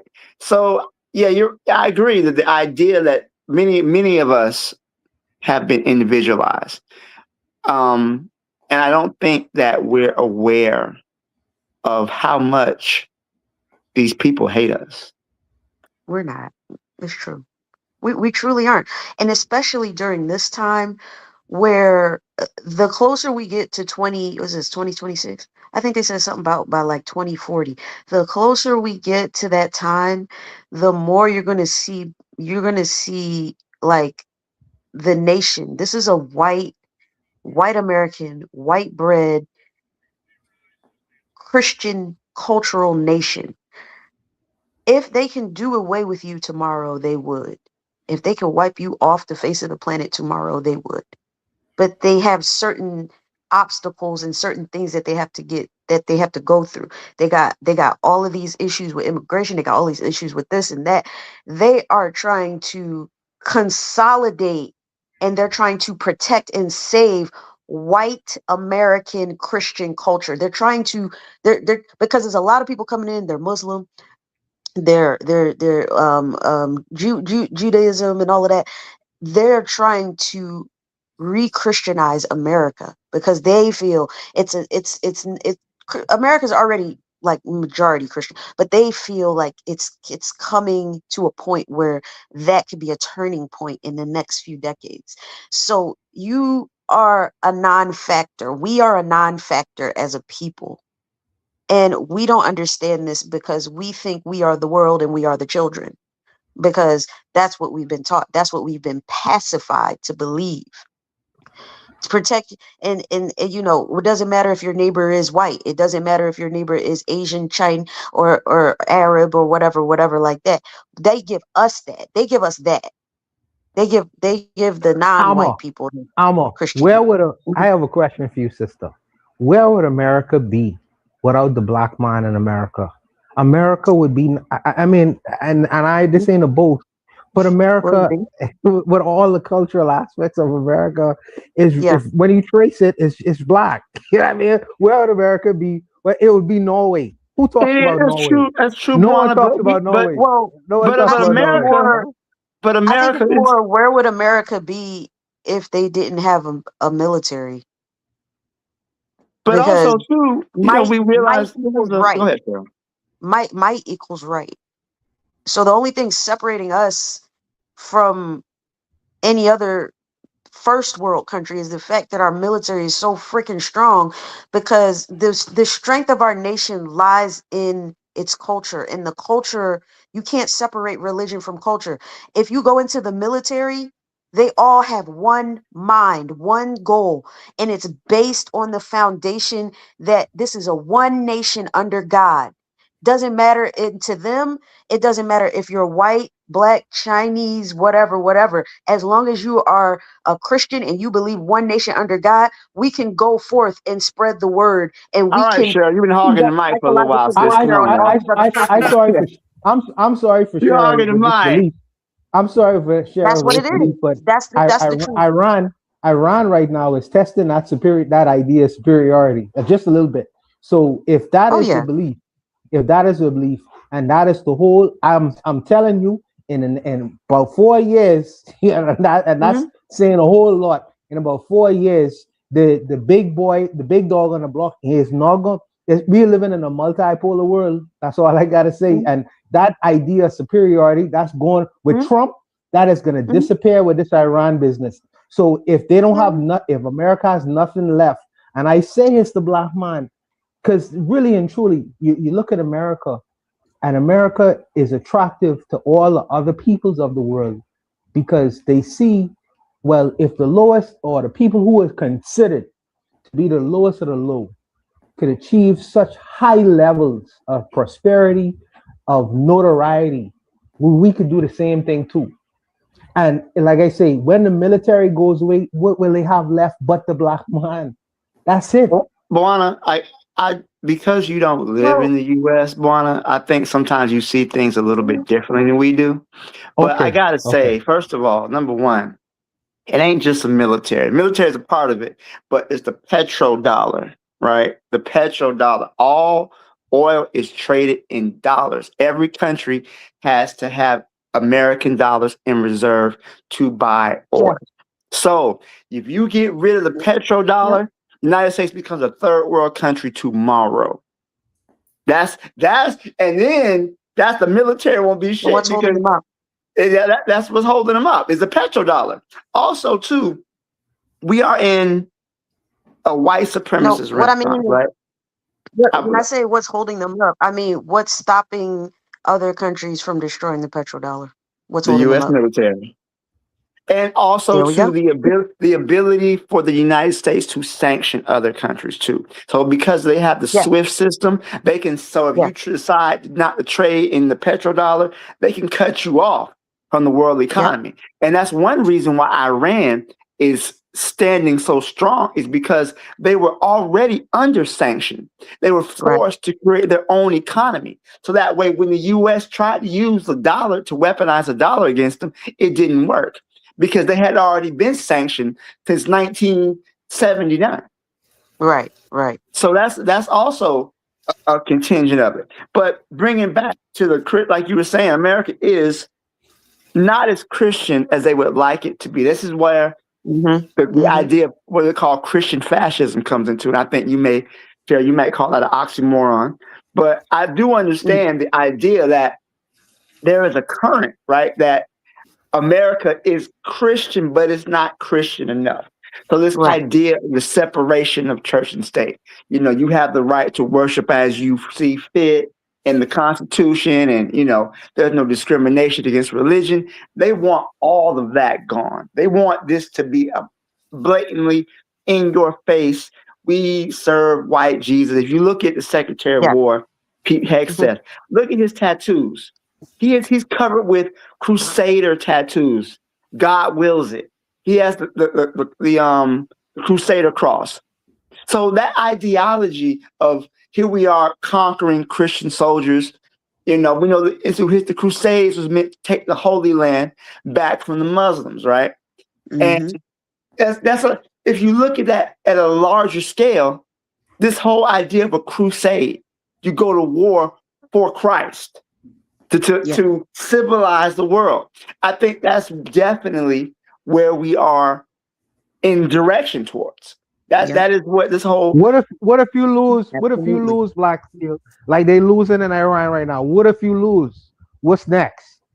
So what Iran, from what I can understand, and Black Steel, you can back me up if I said something wrong. The U.S., what Iran is hoping is that the U.S. runs out of ammunition. They're trying to wait out America so that America is forced to use ground troops. And if they use ground troops in Iran, Iran is huge. They're not winning a ground war. Iran is the size of Western Europe. Right, exactly. If we put boots on the ground, we lost.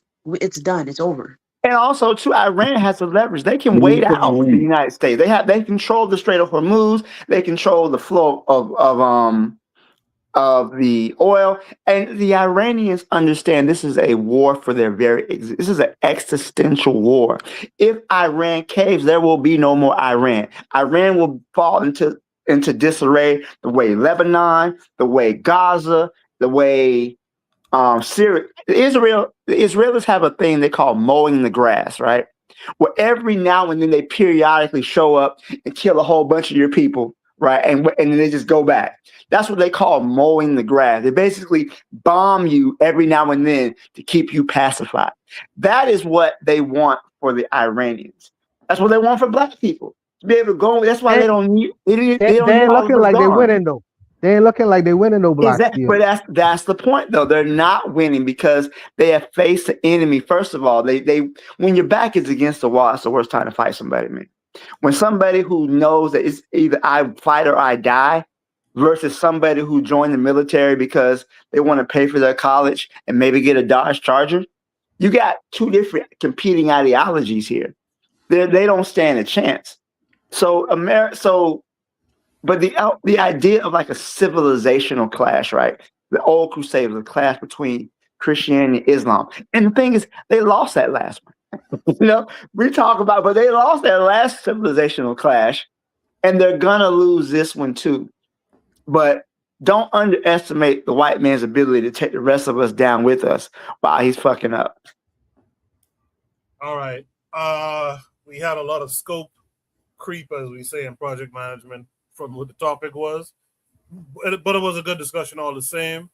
I'll just add that going back to Frank Zanu and the original topic, if you're somewhere in a rural part of Africa, for example, and a white boy named Mr. Beast or whatever has to come and dig a well, when he's done digging that well, of course, like Gas Them Up used to say, you know what the Africans around are going to say? Yay, the white man. So when you wonder why Zanu say his mother and father taught him that and whatnot, and what they say when they go to church, that's why. If you had gotten your black ass up and gone and figure out how to dig that well, you'd have been saying, yay, the black man. That was a good discussion. Would you guys bear with me while we go to a bit of a palate cleanser? Shoot a breeze topic number 3, if you guys don't mind.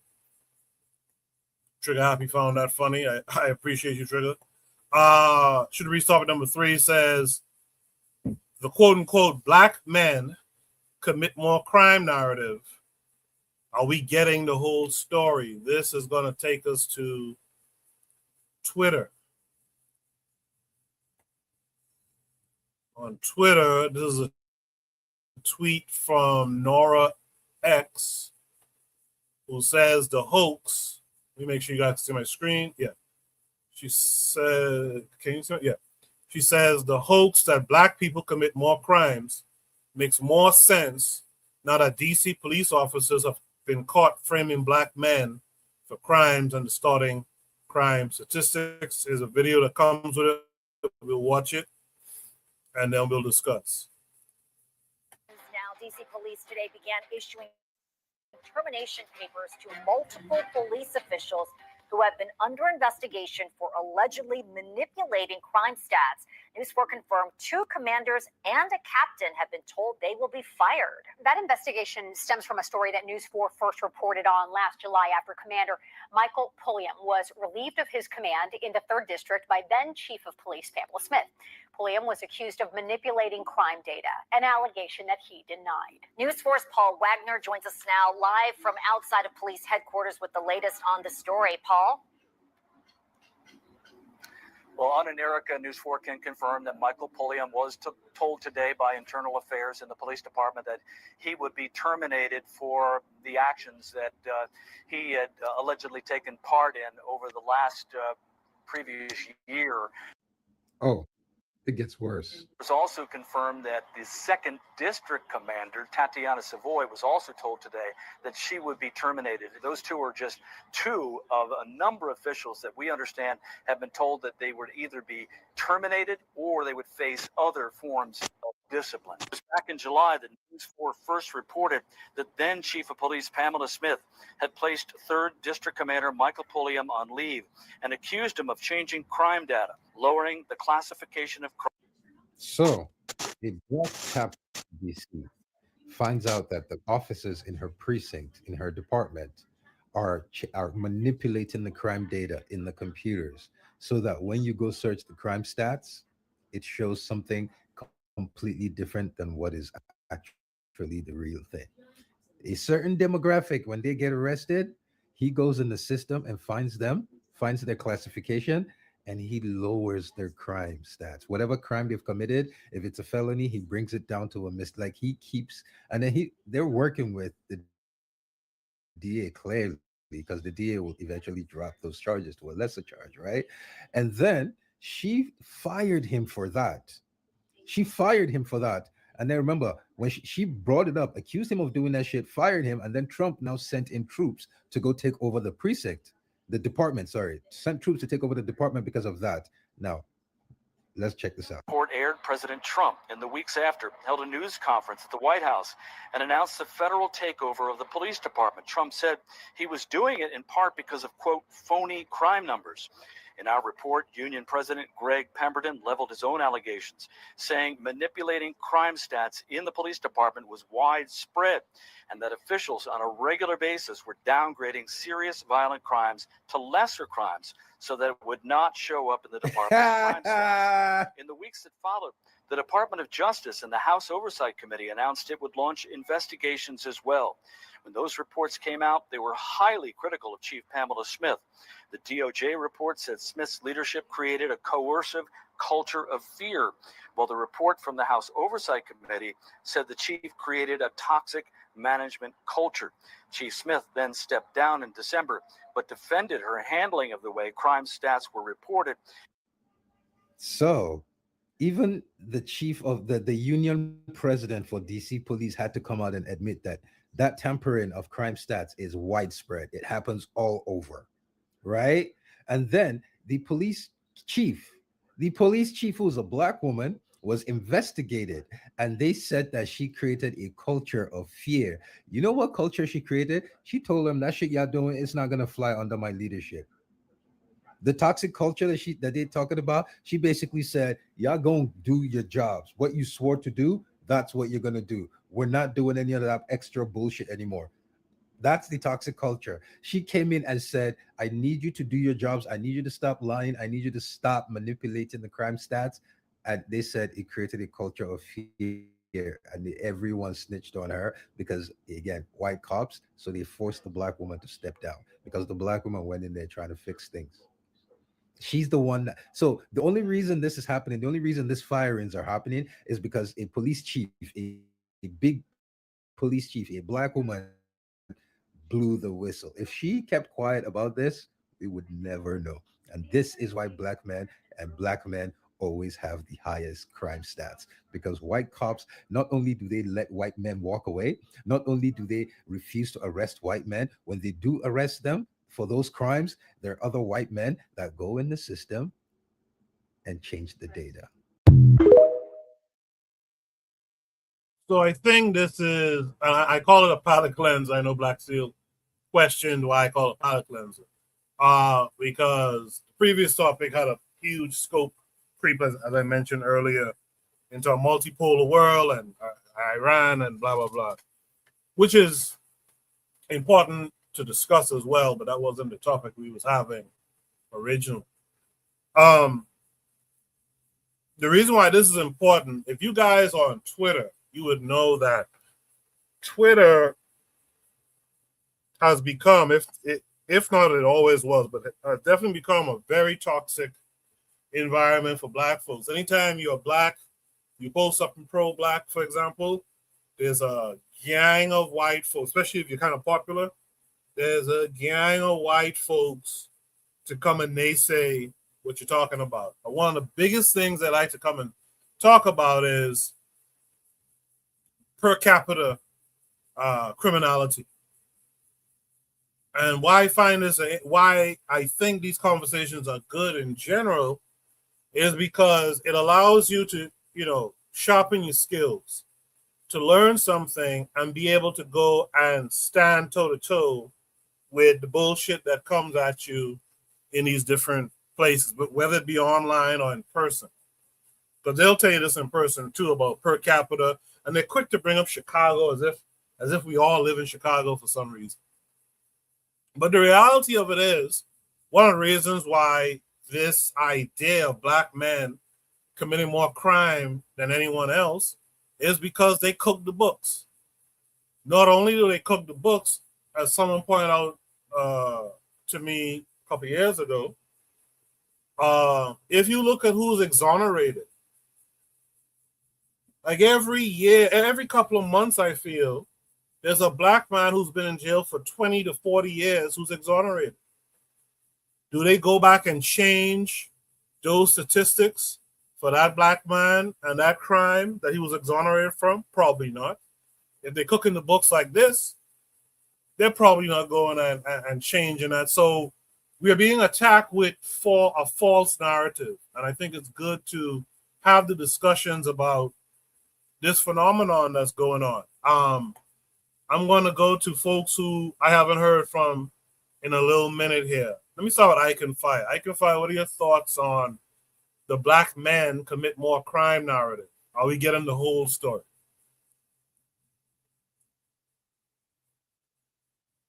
No. You don't even see white on white shooting in America. I'm sure it's on camera, but you don't even see that. You don't see white murders. They don't really show that.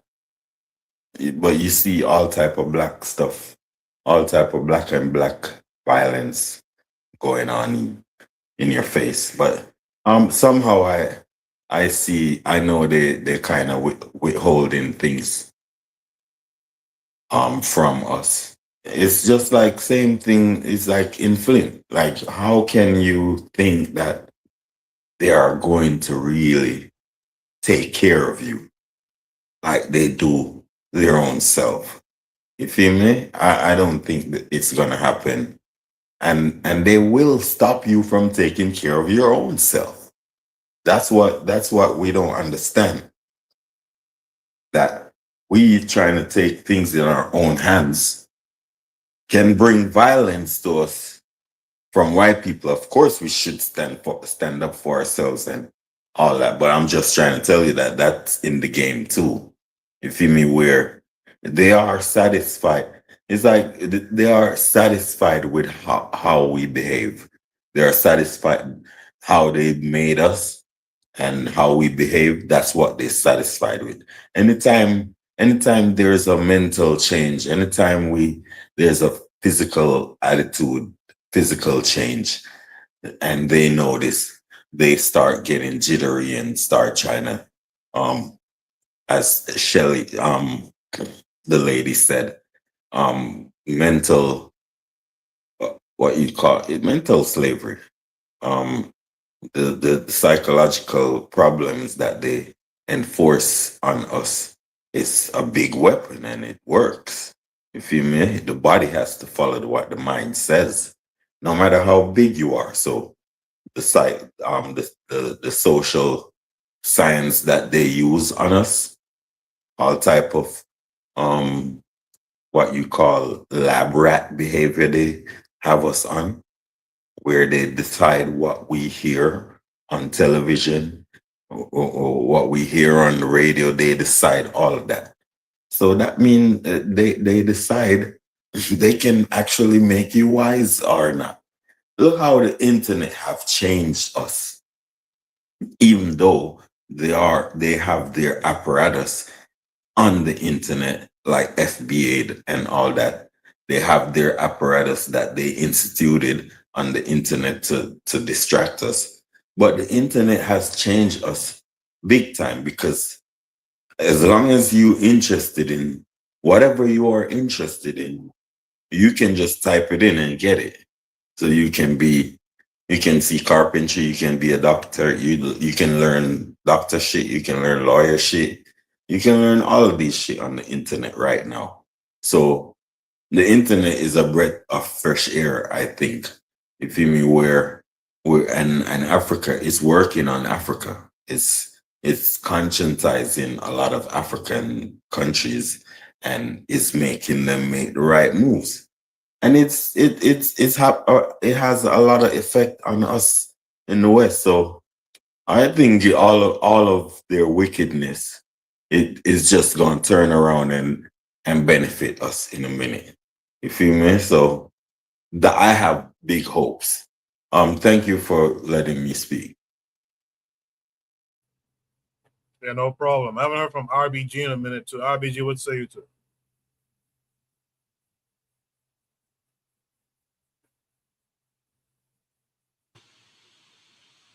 Okay. Just the what's in the dark will be brought to light. I mean, you can sit here and say something. You can sit here and say that. You can people can cook books and come up with numbers and you can always say, this, you can say, the charges, people, the charges and, the crimes and whether or not the charges are dropped. There's a lot to it, whether or not those charges are exonerated after the fact. Yeah, I mean, it's nothing that we already didn't know. It's just the fact that, sometimes you do have to go and make sure that people aren't actually putting in fake numbers. So, I mean, kudos to, Chief there, who did her job, making sure that, everything's on the up and up. I mean, all things considered, it's the police and all that, but you cannot just let things let bad information run like that. You do have to have compiled data. You do have to have some kind of objectivity. So, I had heard someone, it used to be said that 1 in 5 black men had a felony, and nowadays that number is closer to 1 in 5, which is still awful because it's still, that's still 20% of people, black people with a felony record. I don't know if it was black men or just black people in general, but yeah, I mean, you got to get things straight, because 1 in 3 is 1 in a third. It's just 1 out of 3. 1/3. 33% that's 33%. 20%. So, you want to make sure that you can't. We're not based off. Crime. Crime is just a symptom of usually people going after what they don't have, and it's proximity to I don't have nothing where I am, and so the guy right next to me, he came up, so I'm just going to take from him and hope he don't say or do nothing about it. It's petty, but you do want to make sure that if crime is being reduced, that is marked. Because I mean, just because people go through things in an area, could be violent or whatnot. Should not necessarily. I mean, unless you do some unspeakable stuff. I mean, everyone deserves to come back. And you can't be defined just by the criminality and all that. That's all I got to say. I appreciate it, RBG. Now, I noticed the energy dipped here a little bit, but this is significant. A black woman, by the way, got to celebrate and shout out this black woman. She stepped in here and changed that around. And I think we got to celebrate her for putting her, because these police, these white cops are a dangerous set of people. We got to celebrate her and protect her, too, as a matter of fact. See, it's one thing to believe or have a feeling that something is happening. It's another thing to actually expose when you have the opportunity to what's really happening and showing how it's going. So now if you're on Twitter, and I'm sure a lot of our black people get affected by this, and white folks come with this per capita and they put up these graphics of per capita, and all this stuff, a lot of people start to feel racially inferior. Oh, maybe maybe we are criminal. You guys have heard black people repeat that before. Maybe we are criminal, or hyper criminal, I should say. But we have a sample here that tells us, nah, these guys are cooking those books. Oh, we got the proof of it. Buana, what say you to it? Here's how I would answer this, Cuckoo. Here's how I would answer this. The President of the United States, if he was not in office, he would be in jail. He is a person who not only hang out with criminals, but criminals were his best friend. He had a whole friend who had an island full of children who used to molest. That's one. That's one. Two, the president is a 38-time felon. 38-time felon. The president of the United States currently is paying millions of dollars to a person who he is found guilty of sexual abuse in civil court. The president of the United States pardoned the president of Honduras, who was a narco drug trafficker, a major narco drug trafficker. Okay? But if for some reason they make the black man the criminal, but 77 million people decided to elect this man as their president. So they don't have a problem with criminality when it comes to certain groups of people. Well, for other groups of people, they seem to have a problem with. I say don't follow the hype. It's just nothing but lies and when you try to misconfigure things and turn things around and make things look, just as you say, the largest group of people right now currently who are getting let off because of felonious claims of criminality out of prison right now are a bunch of black men. Statistically. So I say don't follow the hype. The black man in America or no part of the world should ever believe that he is the greatest criminal. I would consider a criminal to be a person who dropped bombs on children going to school. Now, this is an international crime. This is an international violation and crime. Then he put laws in place that he can't be convicted of any crimes or anything during his residency as president of the United States. The black man he is to believe that he is in any arena in terms of the crimes that white men commit in America or anywhere else on this planet is a ridiculous notion. It's a ridiculous notion. So don't never fall for the hype. Don't never fall for the hype. Because par on par in terms of criminality, the black man don't stand a chance in a race or who commit the most crimes on this planet. I assure you. That's all I gotta say, Coco. Share that, Buana, and you're right about that. In the chat, Erzuli says that guy is a liar. I'm trying to figure out which guy is a liar. Is it the Nigerian guy who's speaking in between? Which guy is a liar, Erzuli? Erzuli, you can come back up and give your thoughts on that. Trigger Happy says black people need so many whistleblowers. Goes on to say we need whistleblowers for history, They're hiding a lot of history in the museums that are probably groundbreaking. This is why I think the topic is an important one. You are dealing with a pathological liar here. And the problem is a lot of our people fall for the lies. So I like what Buana said this, now trying to encourage people, don't fall for the hype. Don't fall for the hype. Cheryl, what say you? I gotta tell you, I don't. I think this is news for people who like get their history from TikTok and Instagram. But we kind of knew this. Like we always knew. Like black people make up 70% of all exonerations. 70%. That was before this even came out. Like people are not going to react to things unless it's on social media. So when Trigger Happy said, "Yeah, we need whistleblowers and stuff," because people don't read. So yeah, people don't do their due diligence. They just see like information is not controlled by us. So that's how you control people. So they don't see that. Most majority of people, especially Americans, are not going to read. So what it does do though is it kind of throws a wrench in the white supremacists those places where they go to talk about black people and talk all kind of things that don't make no sense, like because that's one of their favorite talking points. Well, you guys commit the most crime, like yeah, it's like what it is. They're the pedophiles and the child molesters, the rapers, the mass shootings. But if it's not put in your face all the time,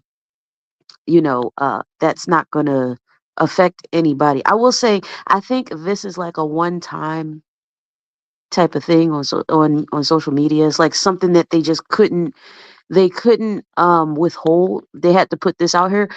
I wouldn't say this is gonna be something, because this is like mainstream news. So this is very interesting that they're choosing to talk about this. Now I think it's because the woman had to step down and resign. You could tell, if you look in that woman's face, you could tell that her life was threatened. They threatened her life. And I think a lot can be learned from this, because a lot of black people think, well, back the blue, they think they're one of them. They think, well, this is another example of we are the world, we are the children. Like black people really believe that. Like we really believe in, like, we are all the same, with this humanist perspective. We all she looks so disappointed. She looks defeated. Look at her face. She looks like she's been believing this her entire life. She had people of other races smile, white people smile in her face for 20, 30 years and act like they was her friend. And now come to turn around and find out they were all against her when she wanted to report the truth. And I think that's like the story of our life in America. Like it's like we're in a bad relation. We're in a one-sided relationship with this country. Like we think we're in a good relationship. The whole time, the other person is out doing here, they out there doing whatever. And it's a one-sided relationship, and we don't get it until something extreme happens. So I hope that I hope black people come away with this and they just see, this if this is not proof that this is not our country. I don't care if they say you a citizen or not. This ain't our country, bro. This is not us. We just here. And I've always felt like that. I'm African. I mean, I'm Black American. I've always felt that way. I've never felt like I belonged here.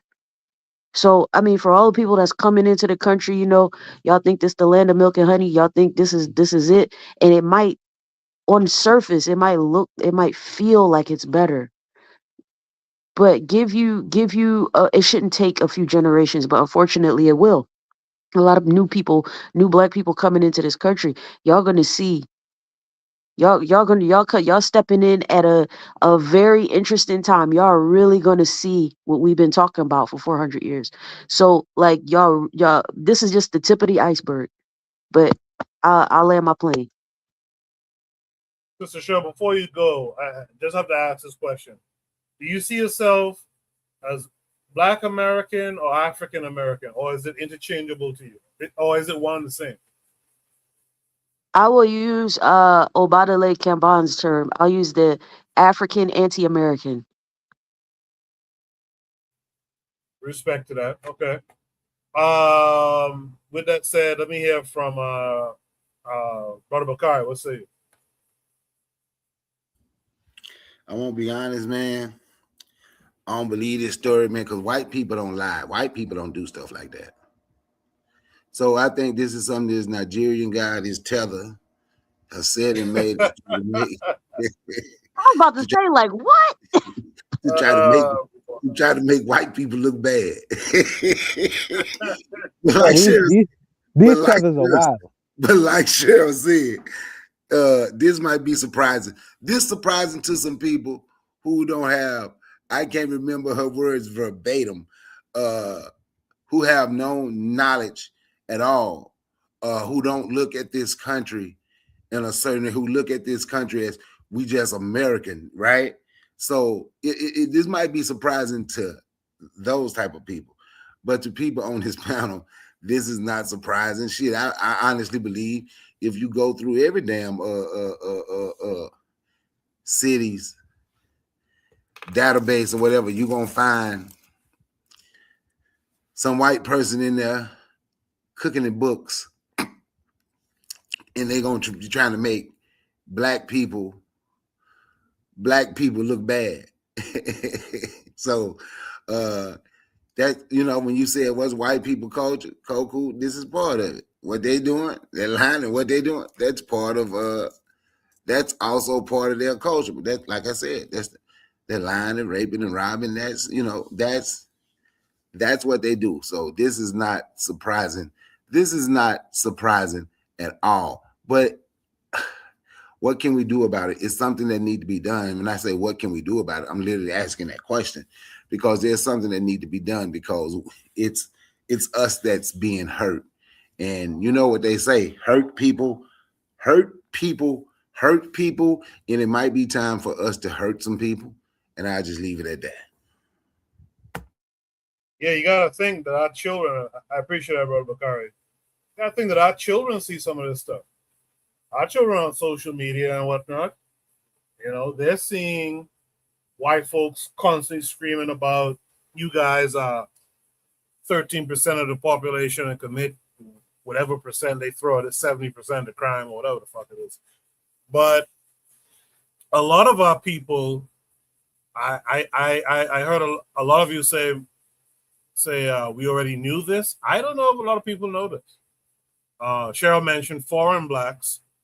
But I don't know of a lot of, I don't know for certainty, for surety, that a lot of black folks really know this. I think a lot of black folks believe that we are 13% of the population committing whatever 70% of the crime.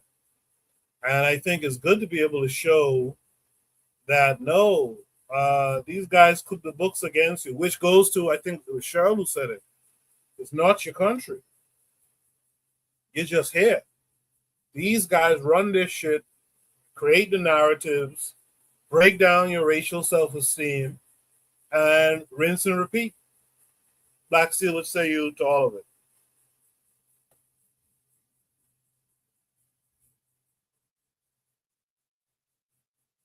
Black Steel don't go on to sleep on us, huh? All right, I'm still here. I'm still sorry. So, man, like you said, we know that they make up a lot of the lies about our behavior, right?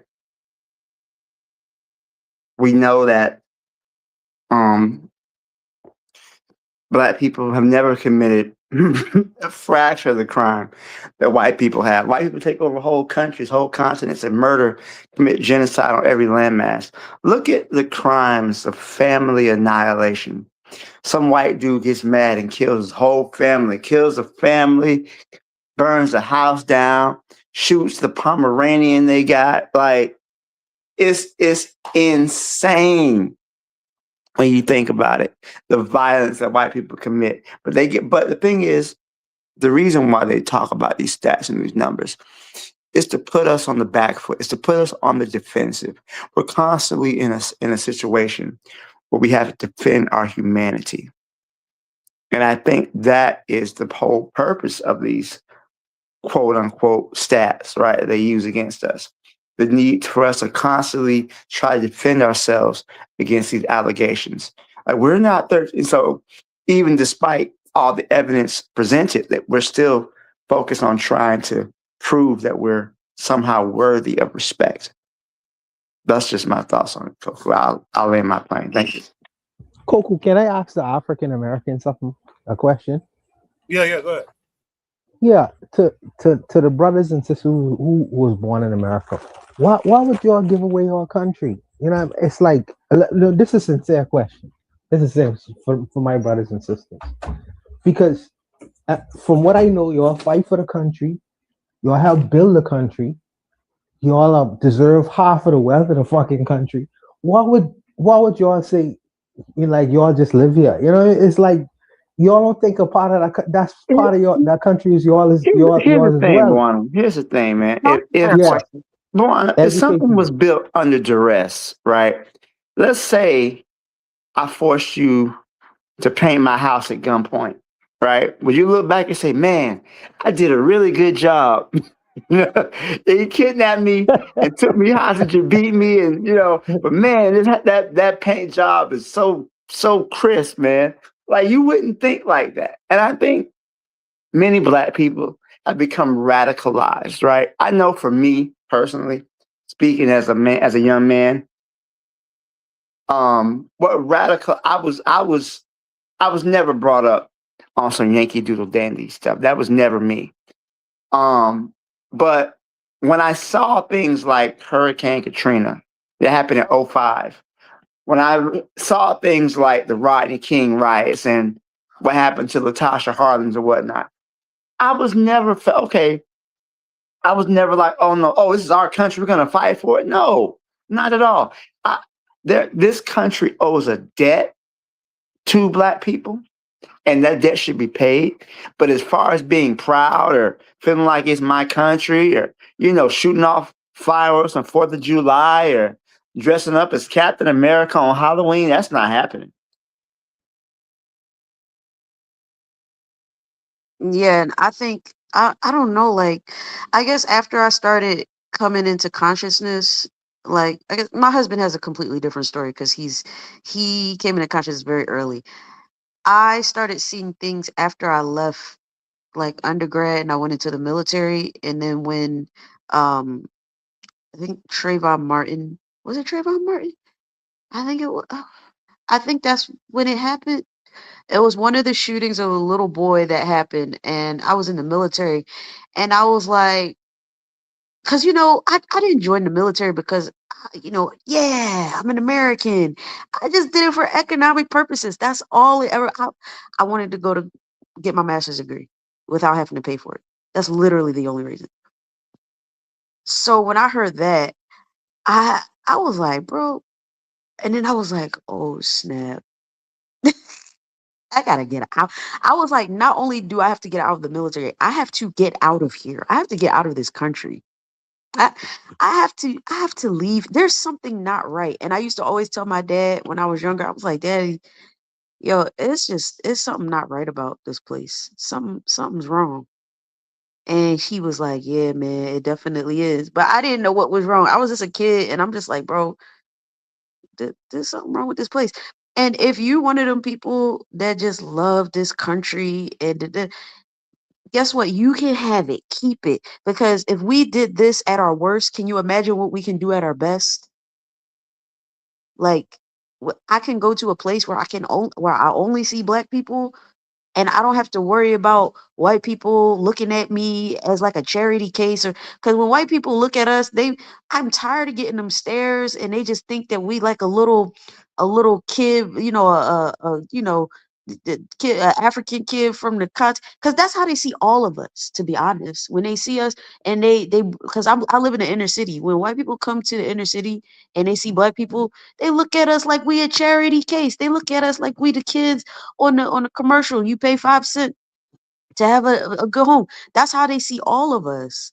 And we don't get that. Because we think we got a nice little house, nice little job, and we think everything all good. But when stuff start hitting the fan, everybody gonna start going back to their own country. That's when people when things start really getting bad, when to the point where you can't you can barely leave the country, they not gonna let you leave, and you can't leave because the planes, they gonna be scared that the plane's gonna get shot down and you can't leave and you gotta stay in America. That's when you gonna realize you fucked up. And You I'm don't. not waiting to that. So I'm a black steel. You don't, and Brother Bakari, you don't think that holding your passport holds no value, have no value to it? Y'all don't think that? Have what doesn't have value? Having an American passport, that alone. Y'all don't think that Sure, it have does. It does right now. Sure. But for my children and for my grandchildren, probably not. This is not the place. This is not going to be here. By the time my child is an adult and has children, no, sir. It's not going to be the same. And if we think that it's going to be the same, you're fooling yourself. I Like, just was Juana, curious. Just why curious. should we attach ourselves to a genocidal state like this? Like, to me, when you look back at whatever America has done and what black people have achieved, everything we've achieved has been in spite of America, not because. So I don't see any pride or any sense of benefit in attaching ourselves to a genocidal white supremacist settler colony like the United States. I just live here, man. I live Bro, here. That's it. bro, they used to eat us. They used Dead to ass. eat us. Is to eat black people. They used to Use make our shoes skin out of for us. leather. Bro, Feed our like, babies to alligators. no, it's no way I'm proud of none of this. I don't care how great it is right now. Look at what it took to get here. And it's not even great. People from other countries always talk about how awful the food is here. The people don't live as the people are not healthy in this country. It's not all it's cracked up to be. It's really not. Just a curious question. That's a curious question because some people would say, that, because I hear these things sometimes, that America is the greatest, wealthiest nation on earth, right? In like humanity. And I'm saying to myself that the black people in the United States contributed to that. So why wouldn't you want? And I get what Black Steel is saying, because it come with a whole lot of heartache and hardship and a whole lot of atrocities.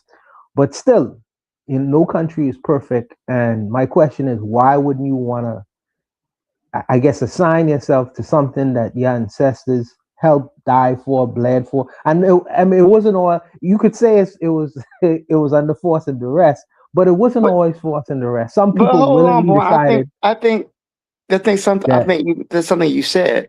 Our ancestors built it. Did our ancestors want to build it? Or did they want to go home? And I think that sometimes we understand. Our ancestors did not want to build up and make United States a better nation. They wanted to be free. They didn't. When you think about, what was the one black man?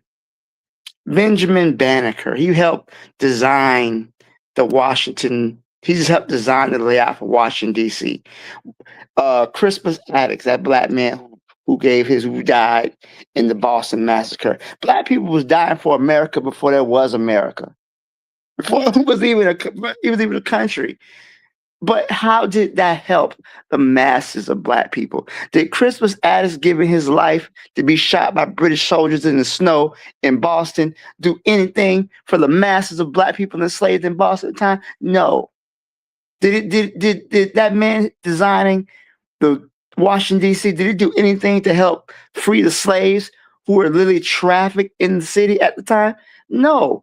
So we got to look at our accomplishments And we got to juxtapose that to our history, man. That's just all I would say. I I get agree, it, but brother. I get also it. I agree, but also the way I see it, because I'm a future type of person. I'm looking in the future. This country just celebrated 250 years, yes? So do you think this country is going to be here for another 250 years? God, I hope not. And if so, do you think you're going to be able to enjoy the comforts? The people here are going to be able to enjoy the comforts that the so-called comforts that they enjoy now. But then you also we talk about the comforts, but understand the comforts that we quote unquote enjoy is built off the backs and the blood and the suffering of millions of people. Yeah. That's like, I don't know if you ever watched The Sopranos, right? That's like, oh, look at all the nice house that Tony Soprano live in, but and your dad's a mob boss going around killing and robbing and stealing people from people. So America is very much like Meadow Soprano. We don't understand the fact that the reason that we benefit from this stuff is because of all the crime and depravity that is a part of what the United States is. And some people will argue, like, like white people. Okay, this is the white response to that. Well, every great nation had slaves.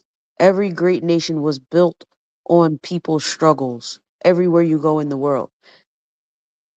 But this nation, this is the only one of the only white settler colonial nations. People didn't just build off of the backs of people. They enjoyed torture. That's not even, that has nothing to do with building a nation. Even if we accept the premise that nations were built on the backs of people since the beginning of time, even if we accepted that, there's people who enjoy torturing people, and that has nothing to do with building a nation. That has nothing to do. These are psychopaths. These people are not people. These are not this. There's something wrong with them. Not that there's nothing wrong with people in the world, but this is a unique situation that we got going on for the past 250 years, the past 400 years. This is a very unique and small, minute time in our lives. Okay, and it's going to come to a point where these people are not going to be here anymore. I don't know how long it's going to take. I don't know about that. I don't know a timeline on that. But this is very small in the broad scheme of things for us as African people. So I'll land.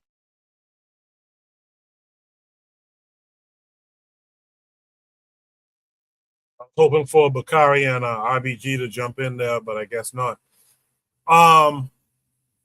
Man, that's the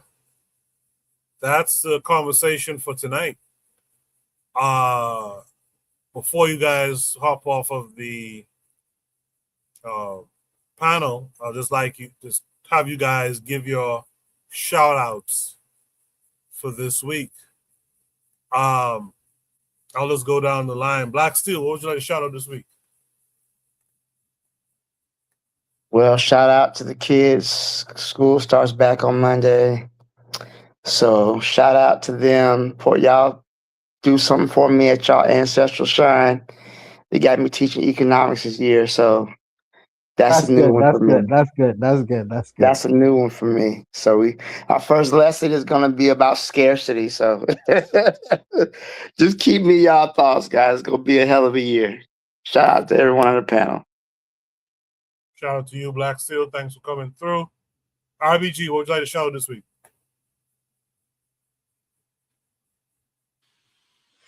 I shout out the panel in particular, Urzuli and Econ, because I haven't heard them in a minute. It's good to hear from people. It's good to hear from, like-minded people. It warms my heart. So I'm just going to give a shout out to the people. No, that's good too. I like that. Shout out to RBG. Buana, what would you like to shout out this week? Oh, for me, I would like to shout out Cologne, Panama.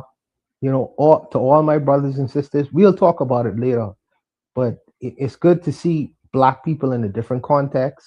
I love Black people. I'm walking in the footsteps of Garvey and going to Cologne, but I love to see Black people in different places and spaces. I love my African American people or American African people. I love my Canadian people. I love my British Black people, but it's good to see Black people who look just like me, but they can't understand me if I speak in English, and anybody with an opportunity, and have a chance. The Panama is like the Caribbean and Central America. It's a different kind of experience. I never knew in terms of building the Panama Canal, so much of our people went to Panama, including African Americans as well, 11,000. So it kind of like give me like a different kind of view. This is even after going to Cuba and seeing Black people there. But I'm glad and having the opportunity to see Black people in a different context. And I really have an appreciation for and love for my people globally, man, globally. And we are struggling globally. Make no mistake about that. Make no mistake about that. But I would just say shout out to Cologne, Panama, and I'll leave it there. Shout out to you, boy. I'll tell you later, the come out and hang with the fellas sometimes, man, on a Saturday night, But shout out to you. But shout out to you. Sister Cheryl, what would you like to shout out this week? I think it was like the anniversary of the is it the Mississippi Brawl? That John where I think it was like a gang of white people that attacked Black people. Alabama. I always get them mixed up. Alabama. I always get Mississippi, Alabama. Yeah, that Alabama John where they was just kicking ass. It was like a gang of white people that attacked some Black people. And all them Black people was on the same page and they just went upside the head, with the chairs and stuff. That was hilarious. I think that was just that anniversary it just passed. So shout out to that.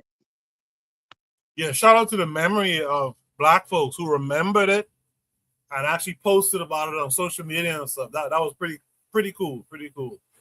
Sister Raw in the chat says, shout out to you, my brethren Koku. Happy you're back. I'm back this week. But shout out to you too, Sister Raw, for being here. Trigger Happy says, wow, didn't know African Americans went to Panama. Yeah, people usually talk about the Jamaican presence, but there was a bunch of different Caribbean folks and Black Americans who went from the South who went to Panama. So shout out to all of them. Brother Bakari, last but not least, man, what would you like to shout out this week? Shout out to you for hosting as usual. Shout out to the panel. I'm going to shout out to Cheryl because she always getting in the way when I'm trying to get on Black Steel nerves. She still ain't figured out sometime I'm trying to get at Black Steel. Me and Black Steel ain't had an argument in a while. We used to go at it all the time. But in Black Steel, I'm going to pray the sweet black baby Jesus for you. Make sure your school you're okay when you teach the economic. Sweet black baby Jesus is going to look out for you. But but you know what? That's that Montgomery ball, that's cool. But shout out to us as a people. Shout out to the ones who working and trying to make things right for our future. Work with our children. So I'm gonna shout them out. And on that, man, I'm done. Thank you for hosting, my good brother Coke. Appreciate that. Shout out to all of y'all who helped make tonight a pretty good night as far as the conversation flowing. And even though we didn't get through all the topics, Trigger, I'll get to your topic next week. Or I'll ask Jack Adero to get to it if he's hosting. But shout out to all of you, man. These conversations are necessary, whether you want to admit it or not. And hopefully you guys will share the content with people around you. Share it with the kids when appropriate. Until next week, you guys be good. Peace.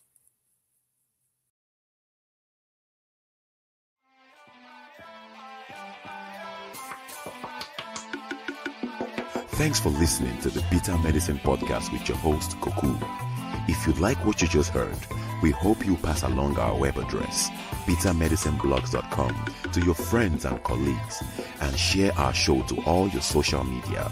Be sure to check out our archive section on our website for previous podcasts. This has been a KWAZ radio production. Join us next time for another session of the Beta Medicine Podcast. Follow us on Facebook at Beta Medicine Show, Twitter, Beta Meds, Tumblr, Beta Meds, Instagram, Beta Medicine.